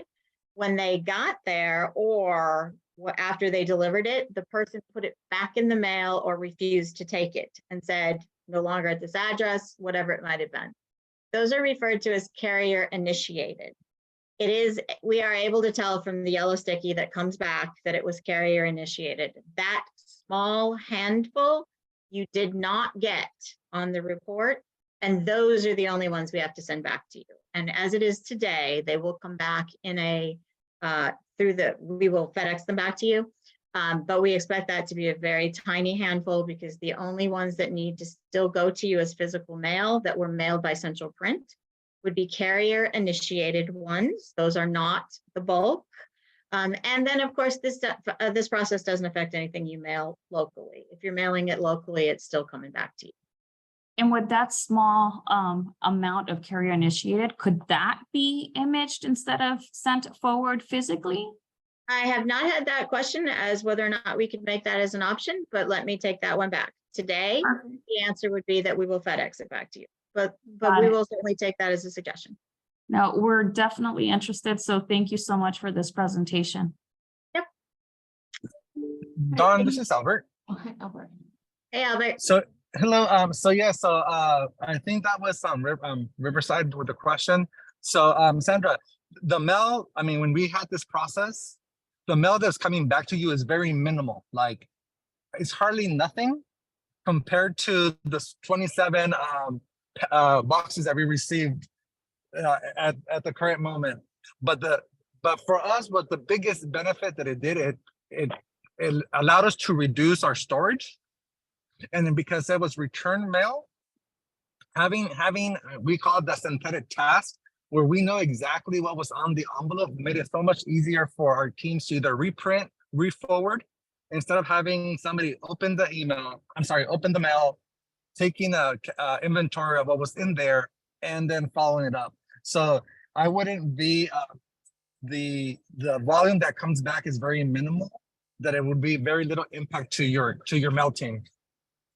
No, thank you so much for that, Albert. I'm really looking forward to this process. So no, I appreciate that extra information. Hi, John. This is Elaine Martinez, Ventura County. Thank you for your presentation. Great questions, and Sandra and also Albert, so happy to see this be such a success for your team. You had mentioned, Don, that if we wanted to learn more about this or engage in this process, we contact our regional manager. Is that what you said? Yeah, just contact your regional manager and let them know you're interested in return mail, and they can coordinate getting you, your staff in touch with Central Print. We'll set up a meeting. We set them up individually with each county, whoever's the right people to talk to in your county, and we will walk through this in detail. There's already a template that exists that explains all the options that are available, how it works, and we can walk them through all of that in detail. It was a long presentation, but I really did just give you the highlights. There's a multi-page document we'll walk them through. Okay, great. Thank you. One more question. How long does it take to implement this once you have the meeting? Like, what's the timeline to get it up and running? Actually, it's pretty quick. So once you make the decision, the longest part of the process by far is getting through the county purchase, because as you know, there are multiple steps there, including reviews internally in the county and so on and so forth. But if we know that you're a go and you're working through the county purchase process, we will be able to, within a matter of probably a week or two after you get the county purchase approved, actually be able to turn on the service, depending on what options you pick. If you want the mail to come back to Central Print, there's a slightly longer lead, because we have to use a different envelope, which is returning to Central Print. But again, the largest part of the process really is the county purchase. But we'll go ahead and get you configured, get you all set up, get ready to go while you're going through the county purchase process, and so we can be ready to go pretty quick after that. Okay, thank you, Don. Yep. Any more questions from PSC? This was a good discussion. Any questions from the public? There was a Jen Tracy chat message. Is there a way to see the criteria under which mail can be destroyed without being returned? Yeah, so Jen, I actually probably just answered your question when I talked about carrier initiated versus things that are on the report. The criteria are actually very simple. if it's on the report, if we've returned an electronic response to the county so that they have all the information that was on that yellow sticker, those are the ones that we believe should be just destroyed. So it's not destroyed without being returned. They are returned either to central front or to the county, but destroyed without being opened, because everything that the county needed to know came back to them electronically the day after. That physical mail piece is not providing them any additional information. So the criteria is, has it already been returned as an electronic response? If so, the envelope provides no additional information. If it did not go as an electronic response, which are those carrier initiated ones that I just spoke to, then that does have to be returned back to the county. Today, that would be via FedEx, but as you heard, I just got the query about could we image it. Did that answer your question, Jen? Yes, thanks, Dawn. Thank you. Any additional questions or comments from the public? Seeing none, we'll go ahead and move to our next agenda item, which is the quarterly statistics. Hello, everyone, and this is Arnold again. Just to orient everybody, this is the quarterly update that we have regarding the CalSAWS quality, especially in relations to as we utilize our offshore team more to do the services for CalSAWS. So this first slide is showing what our rework percentage is. And just to reorient everyone, that rework percentage is calculated by saying the total number of hours that we spent on defects for that release divided by the total number of hours it took to build the release. And so I'm happy to report that we continue to see very good returns from that. And that for the 2305 release, we were at 1.2% rework percentage. So we're well below what our green range is, which is indicating that our quality metrics are continuing to hold, and the processes and the testing are resulting in high quality releases. We move on to the next slide. This is telling us where we are with our progress on the work mix between the number of hours being delivered. Those are the blue bars for the onshore team versus the red bars, which are the hours are being delivered by the offshore team. So if you look at the far right-hand side of the chart, you'll see in July of 23, roughly 68% of the hours were delivered onshore, 32% are delivered offshore. We have an overall threshold of 40%, which we will be approaching in the upcoming months, and we will continue to monitor overall progress on quality. If we move on to the next slide, this is also telling a very good story. So this is our production defects backlog. So if you look at where we are in the process, we are in the peak of our busy period with all the conversions going on, as well as our major releases. And very happy to report that we have been maintaining steady numbers as far as our backlog. No real peaks associated with the conversion effort or with the releases, which again is a good indication of overall quality of the work being delivered. If I move to the next slide, this is around for the CalSAWS, our overall SLA performance.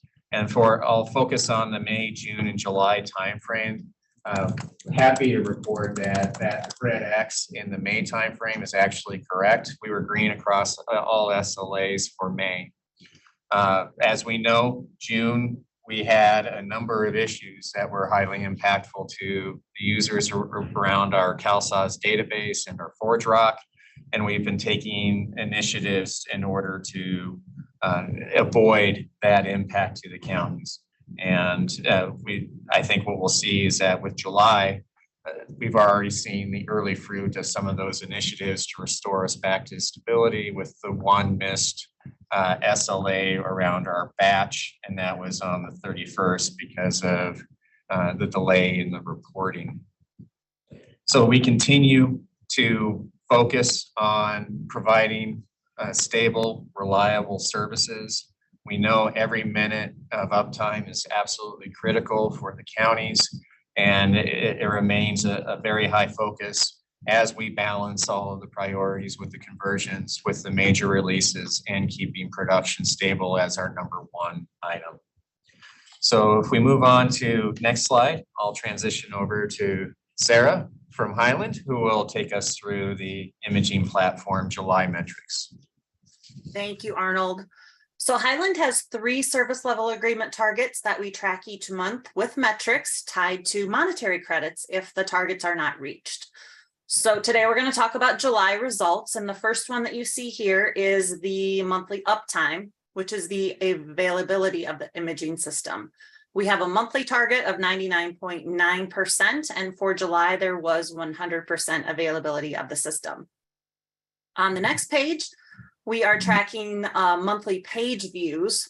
This objective states that the data center will provide viewing access to a 70 kilobyte page document or smaller in 2 seconds or less.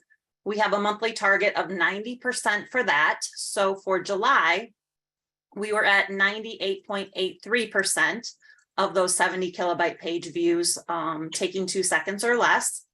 And just to give you some numbers, the actual number of page views for July was just over 12 million, which is 3 million higher than the last time I attended this meeting to report results in April. So I thought that was interesting. You all might be interested in that. And for our last one, the database transaction objective states that the database transactions will be completed in 1 second or less with a monthly target of 90%. And for July, we were at 99.94% of database transactions taking 1 second or less.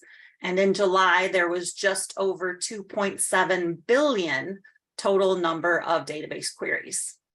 So that's what we have from Highland for the month of July.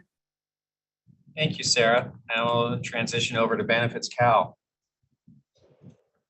Thank you, Arnold. For the Benefits Cal standpoint, we do have 3 SLAs to be shared as well.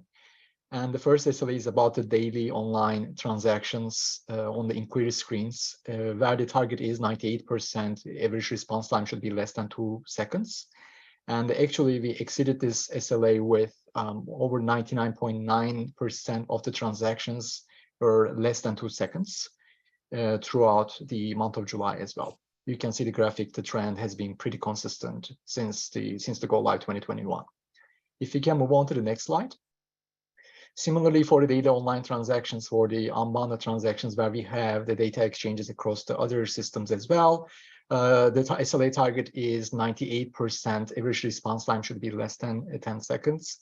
And we also exceeded this SLA in terms of the production. When we monitor the production, the response time was like for 98.6% of the transactions were less than 10 seconds as well throughout the trend from the year as well as the month of July.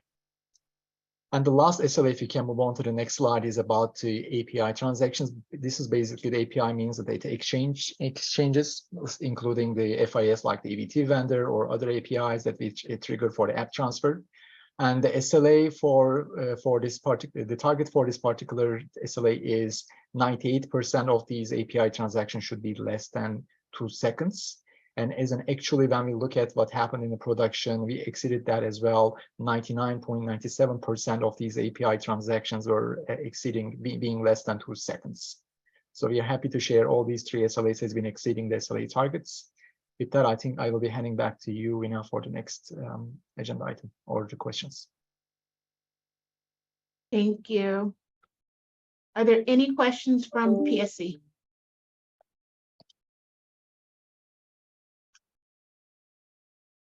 Seeing none, are there any questions from the public? This is Jennifer. I think I had a question about, did we talk about the chatbots yet? I don't think we did, right?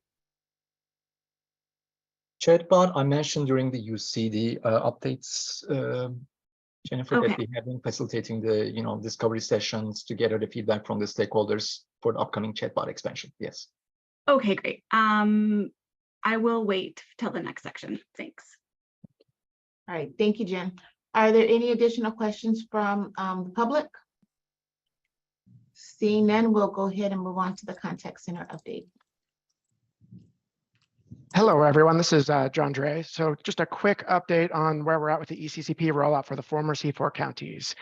So as everybody's aware, we have training materials out there for everybody to go do with WBTs and videos and fact sheets and all of that. Just as a reminder, these target dates are truly that. They're target dates. We're working with the counties to identify the actual dates that they're going live. And I'll give an update on a few of the changes that happened with phase 2. So both Butte and Marin are currently live. Marin went live this morning and Butte went live earlier this week. Sutter County had a few issues that we were looking into. We have resolved those issues, although due to the issues, we've postponed their go live until next week of 8/22. So that way they can have a few more days to kind of validate the environment and make sure they feel comfortable going live. So we're continuing to make solid progress overall on rolling out our C4 counties on the ECCP platform. So as we finish this phase up, we'll be looking forward to moving right into phase 3. And as part of phase 3, we're doing our kickoff meetings coming up here shortly. Those have been sent out to most of the counties on the list. So we'll be starting to have those communications with the phase 3 counties and aligning on their dates as we go forward. And that is my update on the ECCP side. I'm going to hand it over to Danielle. Good morning, everyone. So we did have an action item to give an update on the voice bots rollout plan. Last month's PSC, we had shared both the background and sprint 1, 2, and 3 timelines. So we have more of the timeline to share. So sprint 4 and 5. Sprint 4 is in test complete right now and is very shortly going to be rolled out, as you can see the date there. We do have a kind of a caveat to that, as John had said, with the ECCP with Sutter County, to make sure that we're not, touching things more times than we need to. We'll be rolling out their voice bots when we roll out their ECCP, so it's all going in together. But the rest of the counties are our target for this 8/18 date. Some of the other items that we wanted to just address is overall, we're seeing an increase in the customer authentication rate with the rollout of the bots for the counties that we have live so far. So those that you see here marked as complete, as well as proactive customer push data, we're seeing that increase. And so one of the benefits, or some of the benefits, both on the worker side or county side, is the reduction in the average handle time with increased authentication rates, improved customer service, increased access to self-service for the customers. So overall, the customer experience is more streamlined, is enhanced for them. And we see that along with the push notification and welcome as well. So we're going to continue to provide updates on the voice bots as we work through sprint scheduling of sprint 6A and 6B. So more to come on that. And with that, Wynn, I'll turn it back to you. Real quick, Danielle, just one thing to add on just a little bit more information on the proactive customer data push. Just as a reminder, that is really around the after the customer's authenticated, their ability to get self-service information, whether it be the status of a form and things like that, gets pushed to the customer. So just as a reminder, that's what that functionality is, and the percentage there is the number of people that have received that information and hung up the phone after receiving that information. So. Back to you, Anna. Sorry for. Oh, no worries. Thank you. Thank you. Are there any questions from the PSC? Hi, Winna. This is Cindy, Region 4, Kern County. Thank you for that. And thanks, John, for that. I was wondering what that proactive customer data push, that's great. That's great news. Danielle, question on the Sprint 5. We're excited to start this process. And it says here, test in progress. Does that mean the project is testing things, or have they contacted these counties, contacted us yet to do some kind of testing? Or yeah, that's a great question, Cindy. So that is our internal testing. So this is only IVR impact. So there's no impact to your ECCP or anything that your workers would go through. So there's nothing really no action really for the counties to take as part of this. Okay, great. We'll just wait for notification then that we're ready to roll it out. Okay, thank you. And I do know we did get information on our ECCP, so that's upcoming too. So thanks for that update. Great, thank you. Are any additional questions from PSC? Seeing none, are there any questions from the public? Jen, I see you. Yeah, thanks, Winna. So I am really glad to hear that the voice bots are helping with customer service, increase access to service. One thing that we found when we've tried using the voice bots where people have to authenticate themselves is that it's hit or miss sometimes if someone can't authenticate themselves, if they're able to reach a worker. And we continue to hear from people that they're getting blocked from accessing help if they can't authenticate. And I'm wondering if there's a way to either inform people about their options if they can't authenticate, that they can wait on, if they wait it out a little bit, that they'll get transferred to somebody. Because again, I think this is a great resource for people, but it can't be set up in a way that harms the people who are most marginalized, that either have a hard time using these systems or for whatever reason, like need to speak to somebody, but aren't in the system in the right way to get help. Great question, Jennifer. I think the team does continue to work on ways to improve customer service. I know that we shared with you and the stakeholders some authentication improvements that we hope for in the future. And we're working on getting those in as soon as possible. But we would like to have more conversation on how we can best make changes. And I know that we're internally talking about if that goes through the collaboration model, which you guys are using now. So more information to come, because we do want to make sure that we're getting the feedback, and we hear you and we hear from the counties and the customers, and we want to make sure that we get that feedback and can make changes. And we've been very focused on the DD&I effort and getting the CalSOS transformation for the Cowan counties, but there is improvements to be made. This is one step in the direction, but we know there's more. Thanks, Danielle. I just had two more comments. One of them was, at least one place I tried, I had to sit through like 2 minutes of messages before I could even like start trying to get into the queue. And I just want to encourage there to not be so many messages before someone can even try to get in the queue. And then, is there any way to see the phone tree diagram to better understand how people are expected to navigate the system? So the call flows are unique by county because counties have different programs and services that they offer. That is something that we can take back, but they're individual by county. We'll take a look at that. Thank you, Tom. All right, if there are no other questions from the public, excuse me, we'll go ahead and move on to our next item. These are the procurement updates. Okay, when our procurement update is the M&O procurement is moving along nicely. A number of things are in the vendors' hands who are bidding, and there are a lot of clarification things so that we have an apples to apples set of bids. So that's moving along. All the dates are good. And on to our upcoming benefits Cal re-procurement. This is new M&O services after the current contracts are complete. And that's moving along. We're in the requirements gathering and refining stages there. And one item that we don't have a slide for is the AWS resourcing via the cooperative purchasing agreement is set to go to the board in August. So it would start, I believe, October 1st. And there should be a transition of about, I think it was 30 seconds where they changed the account number, and nothing else changes. So we should be ready to go and reap the benefits of the alternate procurement. Those are the procurement updates as of today. All right, thank you. Are there any questions from the PSC?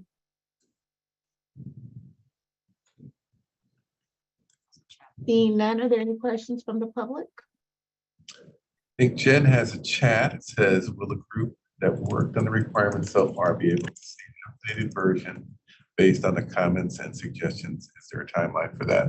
We're in the process of consolidating all of the requirements and should get those out for people to see how they were all incorporated or otherwise dispositioned within the next probably about 10 days.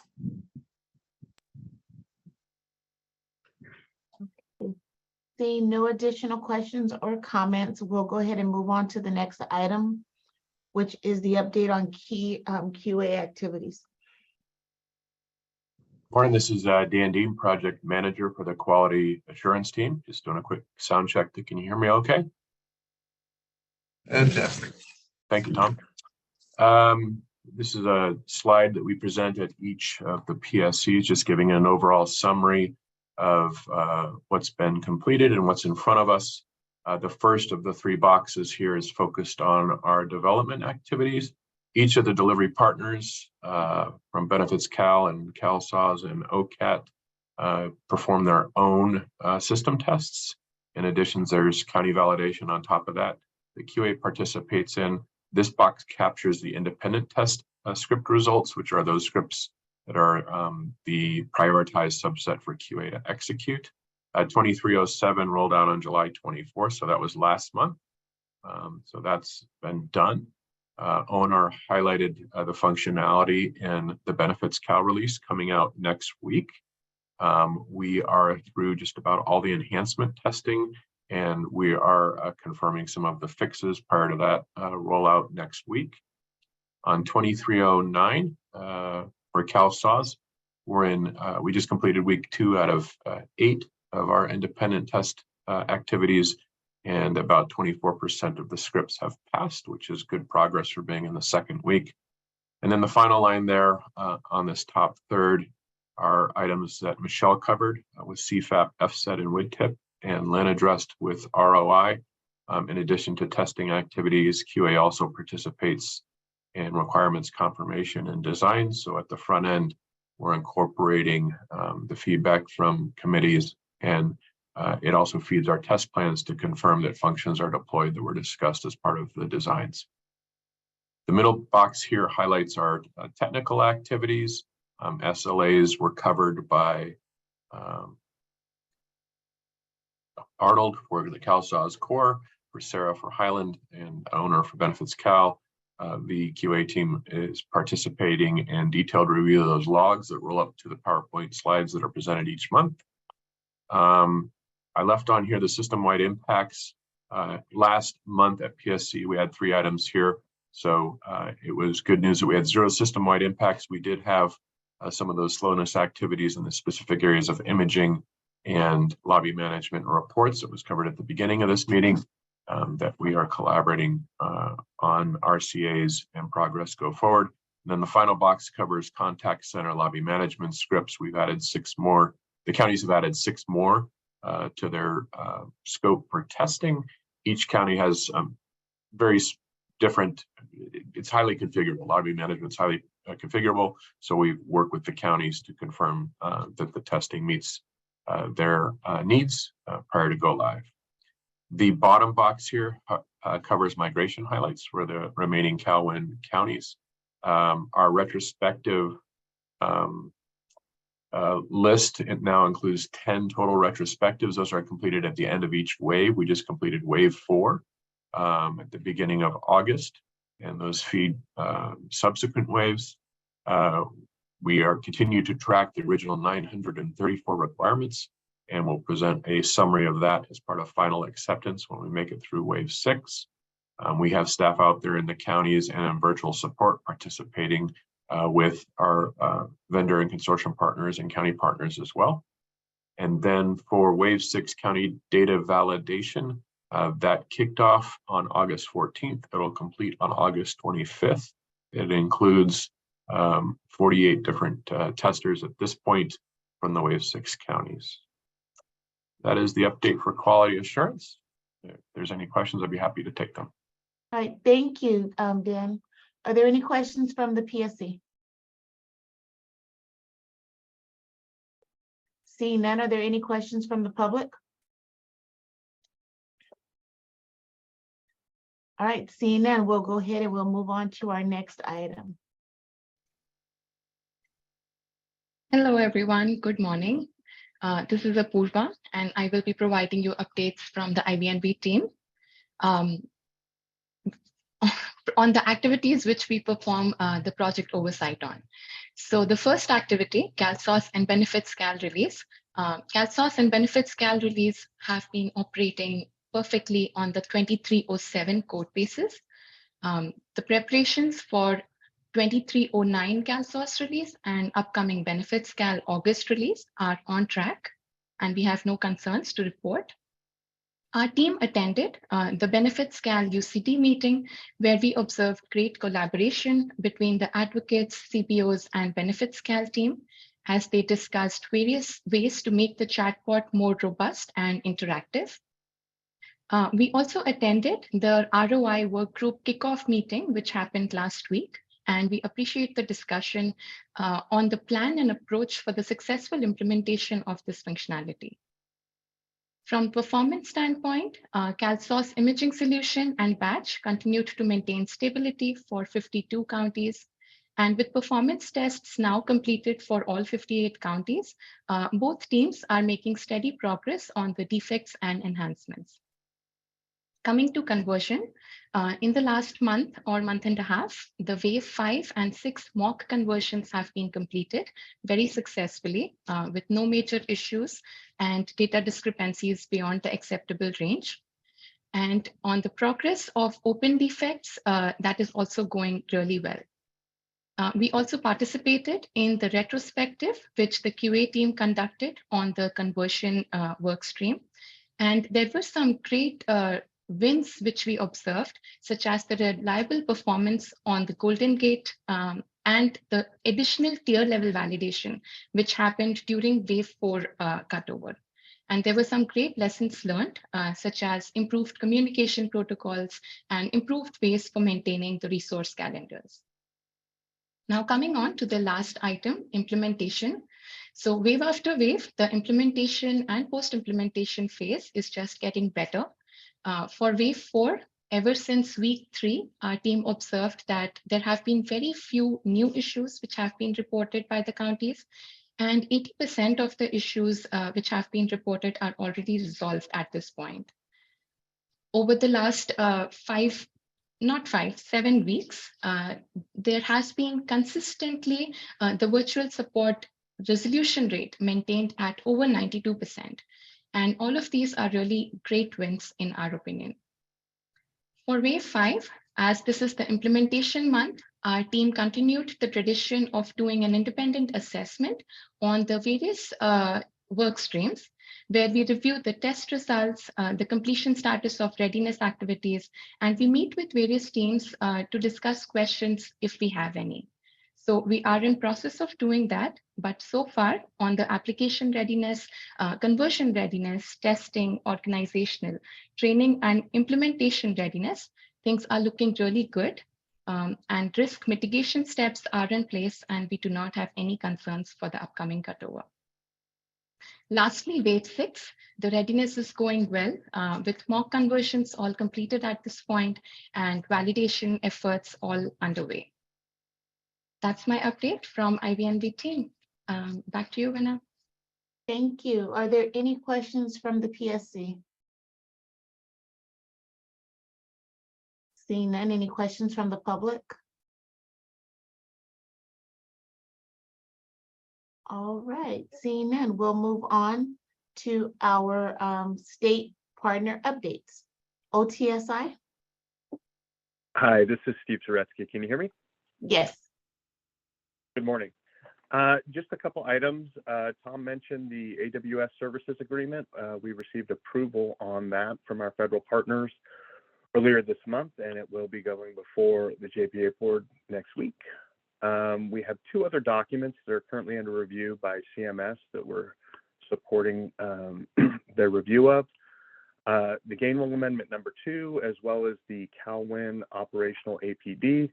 Both were submitted back in July, and we have not received any questions, but we are keeping an eye on it. We continue along with IBNB to monitor the post-go live activities for Wave 4, as well as the preparations for Wave 5. Looking forward to it. And that's all I have. All right, any questions from PSC? Any questions from the public? All right, CDSS? Good morning. This is Cherie Sterling with CDSS. Can you hear me? Yes. Perfect. I just have one program update. On August the 2nd, ACL 2370 was released informing of the second extension of the CalFresh water pilot in select Kern County zip codes through June 30th, 2025.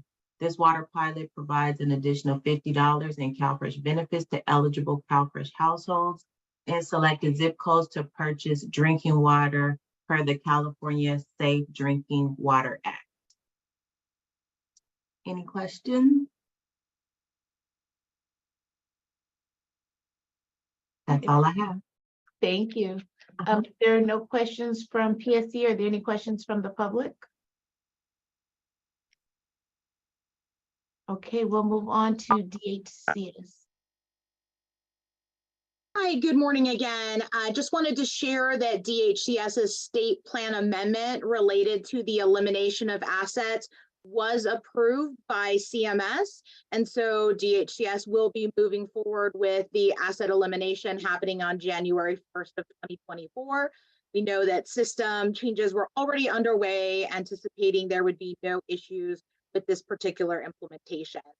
Over the next couple of months, you'll see that DHCS will be releasing some similarly related policy topics, such as how the asset elimination impacts things such as third-party liability, spousal impoverishment, periods of ineligibility, and those other types of policy areas. DHCS has already begun to release these supplemental letters and will be continuing to release them through the month of October.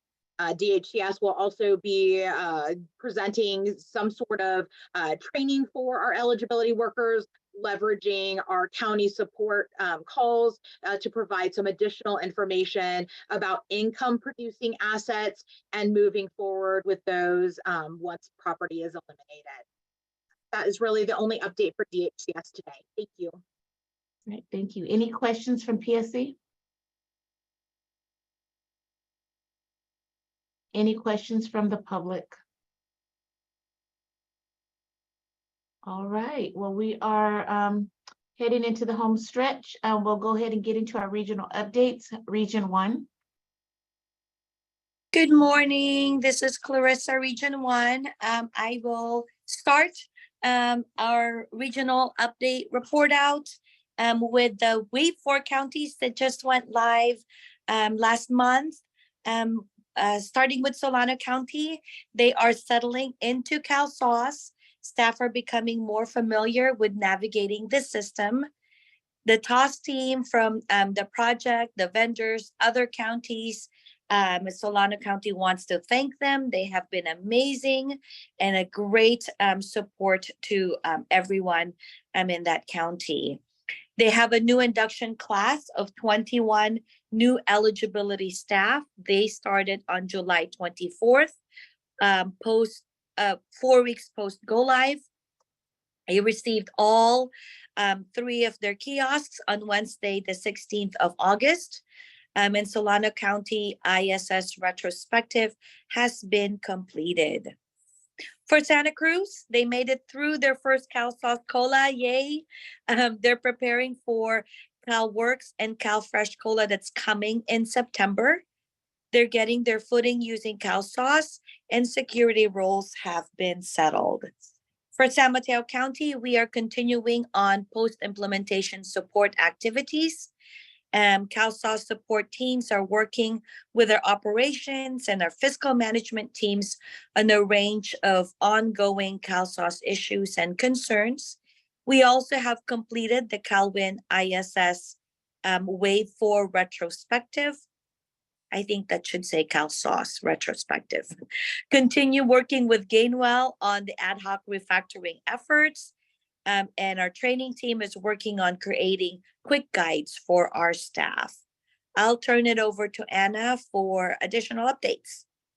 Thanks, Clarissa. So for the remaining counties, I'll report out on Monterey. So they have hired a departmental information systems coordinator, or called DISC, that started eligibility induction training this month. There also recruitment is underway for 2 more additional DISC positions and 1 business technology analyst. Interviews taking place in September. CalFresh and Medi-Cal eligibility induction class started July 31 with 19 eligibility specialists. They have wrapped up their TMC training. Also, the Medi-Cal Q&A sessions also ended. And Medi-Cal only training unit is now in their 3rd month. For Sonoma County, they're continuing with their ILTs and scheduling staff for practice labs. County prep and model office activities are ongoing, and they're finalizing their kiosk flows.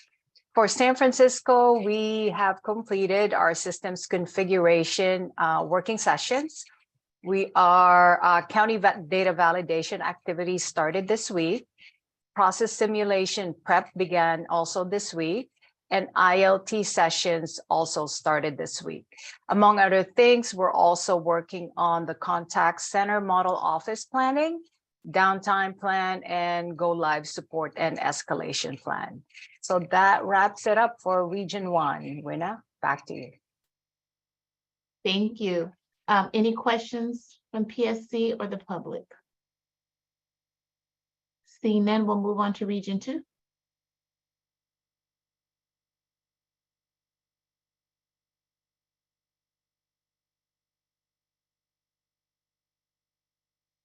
Region 2. Okay, we'll come back to Region.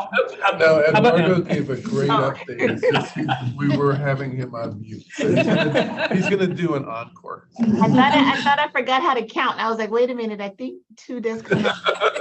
No, that was our fault. Good morning. Okay, Eduardo for Region 2. Yes, I got my practice run in, so let's see if I can get through this one. Just as well. Thank you.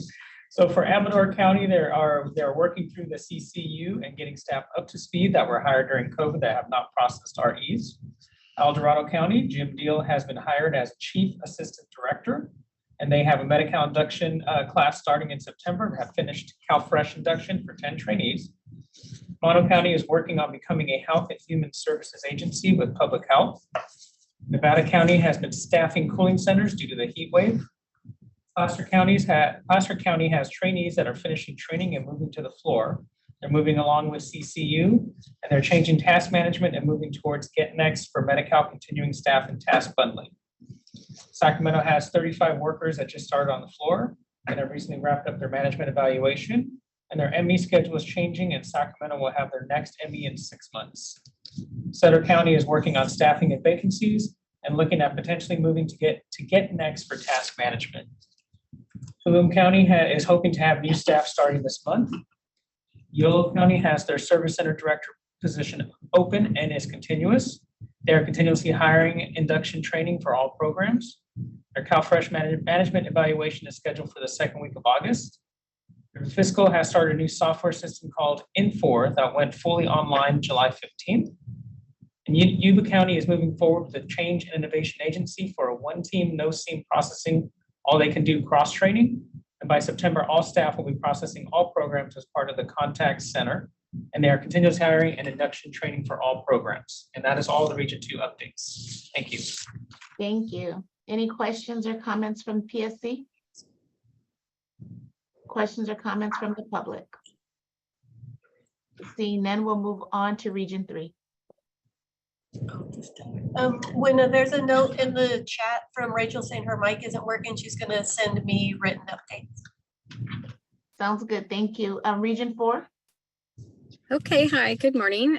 This is Cindy. It's Region 4, and I'll do the updates for Region 4. And in Kern County, we've hired 24 extra help eligibility workers to focus on EAP application screening and appointment scheduling. We've also hired some extra help clerical staff to work with the undeliverable mail process, particularly as it relates to Medi-Cal renewals. So there's a lot of work for that. And so we've got the extra help to help us with that. Also put together a task force to process the EBT theft requests, which continue in our county. We have a work group working on the first call resolution and the get next process with the tasking process. So we could get that started. We also had an EVES review that we participated in. We participated in the meeting with DHCS to discuss the PHE unwinding. And we also submitted our CFET disaster plan and CalOR self-assessment to CDSS. So we've been very busy this past month. Next updates for Mariposa County. They went from 2 vacancies in eligibility to 6, and they are recruiting, and interviews expect to fill all vacancies in the first couple weeks of August. Their admin team has a new deputy director, Andrew Crater. The CalSAWS Tech Refresh APD is final, and they're continuing to move through the procurement process. Updates for San Luis Obispo County. They started their CalSAWS early training in July, and their process simulation prep sessions kicked off on August 1st. They also had a pre-migration induction class of 10 employment research specialists who graduated the end of July. And they've also started a homeless services division working on a welcome home village, which will help to reduce homelessness by providing their most vulnerable with a place to call home. It was a $13.4 million from the state of California Encampment Resolution Fund that will help provide services and support for people to get back on their feet. And that's all the updates I received from Region 4. Thank you. Thank you, Cindy. Region 5. Hello, Elaine Martinez for Region 5. Updates for Riverside include the CalSAWS team came out to visit Riverside during the week of July 31st to August 1st. They shadowed the workers from CalFresh, CalWorks, and Welfare to Work, along with visiting the Community Outreach Branch van. The team took a lot of notes and received some great feedback from the team, and they provided Riverside with some great tips. Riverside's looking forward to the outcomes that will help support the teams moving forward.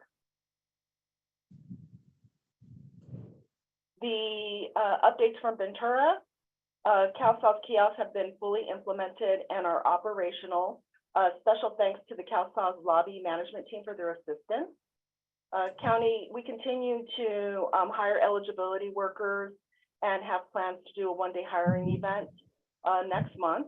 As I mentioned last month, and we're so grateful to San Diego for hosting Ventura. And we had a lot of lessons learned, and we plan to implement that to try to get our teams better staffed. We continue to look for alternatives to increase our hiring and have some strategies in place to support our work right now, but we're still moving forward.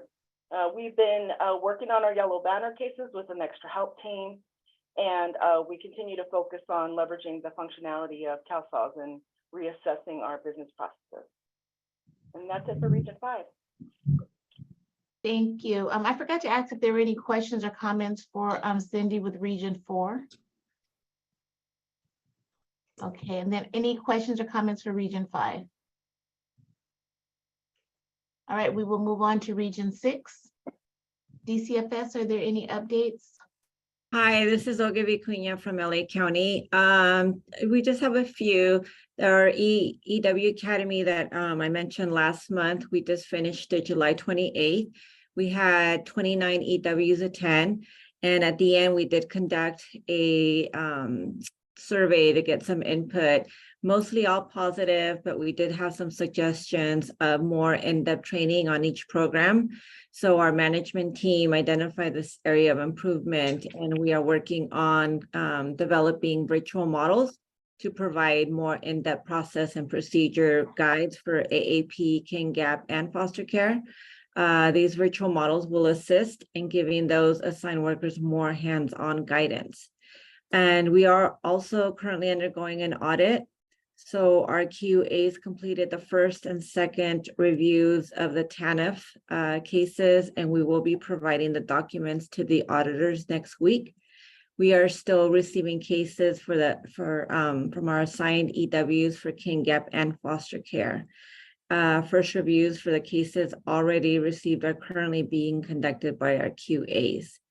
And then our final update is that we do have our RM Ayana Alvarez confirmed to provide ongoing support for Wave 5 for Alameda County. And we will also have 3 DCFS staff doing virtual support for Wave 5. And that's it. All right, thank you, Olga. LaShonda, do you have any updates from the program side? No updates. Thank Wendy. Okay, and then just from the line side, we continue to train staff on the various programs. We are actively recruiting additional eligibility staff. And we also have recently had some job bulletins posted for filling several management positions within DPSS. And I think that is all for Region 6. Are there any questions or comments? Okay, seeing none. That brings us to the end of our meeting. Tom, if there is nothing else on your end, we will adjourn. We have covered everything that we had planned and more. So we're good. All right, have a great rest of your day, everyone. See you next month. Thanks, everyone.